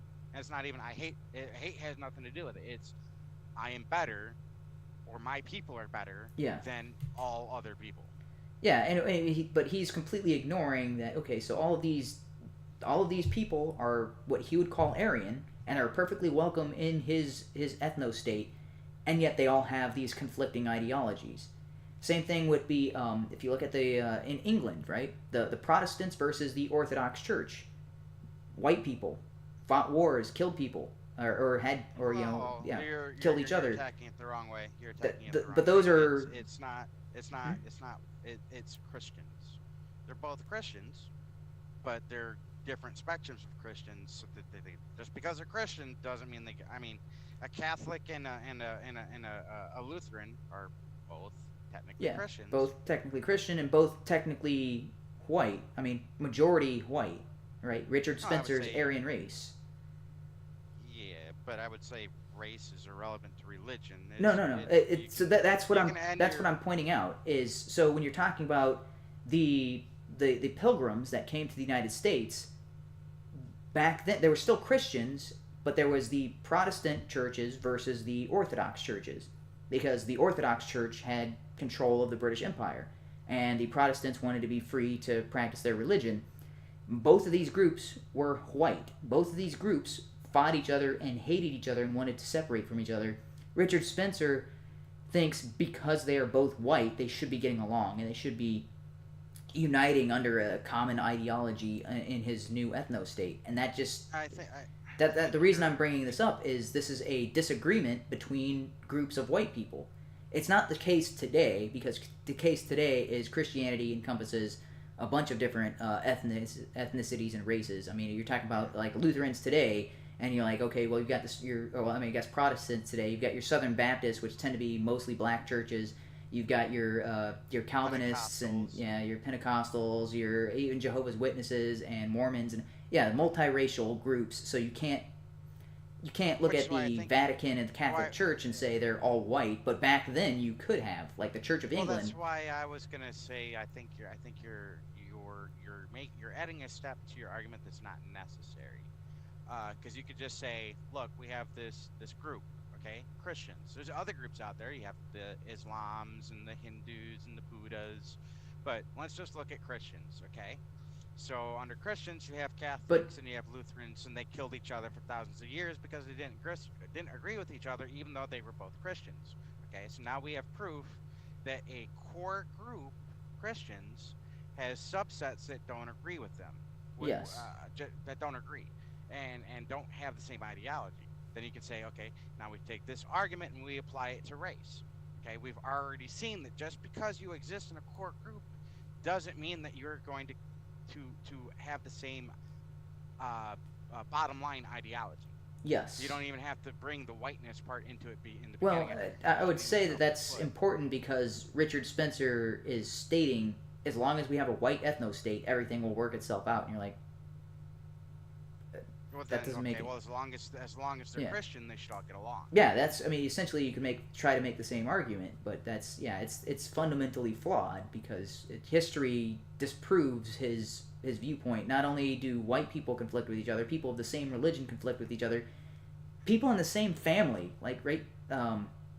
Look at the Civil War for that one. Yeah. And Missouri, Kansas, the brother against there. brother, right? That's brother against brother, father against son. I mean, it's they were both white. Yeah, that's. Shit. Yeah, it's the idea. Oh, well, what? Yeah, sure, white people fought in the past, but we don't have a reason to do that anymore. And like, that's just because everybody's of the same race. You're not getting rid of the problem that you intend to get rid of, right? The reason he's advocating for a ethno-state is he's under the assumption that all of the problems of society right now are the result of not having a diverse group of races in a culture. Say that other part again. The part about we don't have a reason to do that now. You're like, you sorry. expect me to remember what I said 5 seconds ago? No, I mean, I'm trying to. So it was this is what Richard Spencer believes, that if we got rid of all these other races, we won't have that problem now, right? Is that? Okay, see, now there's an inherent flaw in that. Okay. Yeah. So we get to the point where we have the power and we have the government capacity to enforce an ethno-state. Okay. Yes. Now, let's say we have. It would only take one. So let's say we have one white guy married to a black woman. Yeah. Your whole ideology crumbles with that. Yep. The strongest thing in humanity, the two strongest things in humanity are greed and lust, or love. Some people call it love, depending. Yeah, I would say it falls on under more lines of love, but. So. I'd like to think that love would be stronger than lust, but maybe not.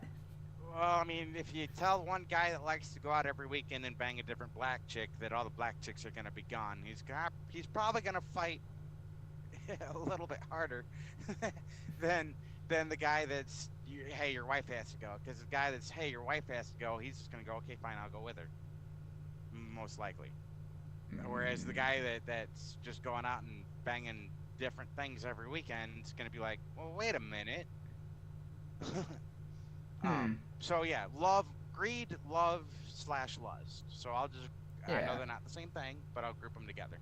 Okay. Those are the two strongest things in like the and survival, but those are the two strongest things in the human psyche. So all people think alike because they're white. Okay, would you screw a black woman? Richard Spencer would probably say no. No. Okay, well, what about all these multiracial marriages where they are? What are you going to do about them? They obviously don't agree with you, even though they are white. Yeah, and they talk about that in the discussion, and so we'll pick up on that next week, because that is a point that Styx and Sargon both bring up, and Spencer tries to dismiss it as that's just an irrelevant point, and you're like, no, that's kind of core to what you're proposing here. But we'll get to that next week. Yeah, thanks for joining me. We'll try to stay more on topic next week, because we did get distracted by about 45 minutes worth of religious discussion that was irrelevant to the topic at hand, and I will have a better way of streaming these videos next week, so that way you can actually hear it through the Hangouts, and maybe that'll be better. And then maybe I won't need OBS if I do it that way. I don't know. Alright, but thanks for joining me, and if anybody actually stuck this out, because this is way longer than I had advertised, I'm trying to get these streams down to an hour and a half in length, and that doesn't seem to ever work out right. And congratulations, we got through oh, this is so sad. We got through 6 minutes of the overall 40 minutes that I had planned for this week, and that's just the first 40 minutes of their stream. Their stream went for 4 hours, and I think there's about an hour and a half worth of their actual debate. So at this rate, it will take us, let's see, 130 divided by 5, so that's 65. Yeah, 65 streams. That's right? No. Oh, 6 minutes out of 40. We made it 15% of the way through. Wait, of the first 40 minutes, right? That's, Yeah. yeah. So 130 divided by 6 equals. Oh, okay. Yeah, wow, I was way off. I don't know what kind of math I was doing in my head there. So yeah, it'll take us 22 streams to get through, oh no, that's 130, not an hour and a half. Derp. Let's see, an hour and a half would be 90 divided by 6. There we go. Okay, at this rate, it would take us 15 streams to get through the entire content. I want to keep this under 5 total streams if I can. So hopefully we'll get through it a little faster next week.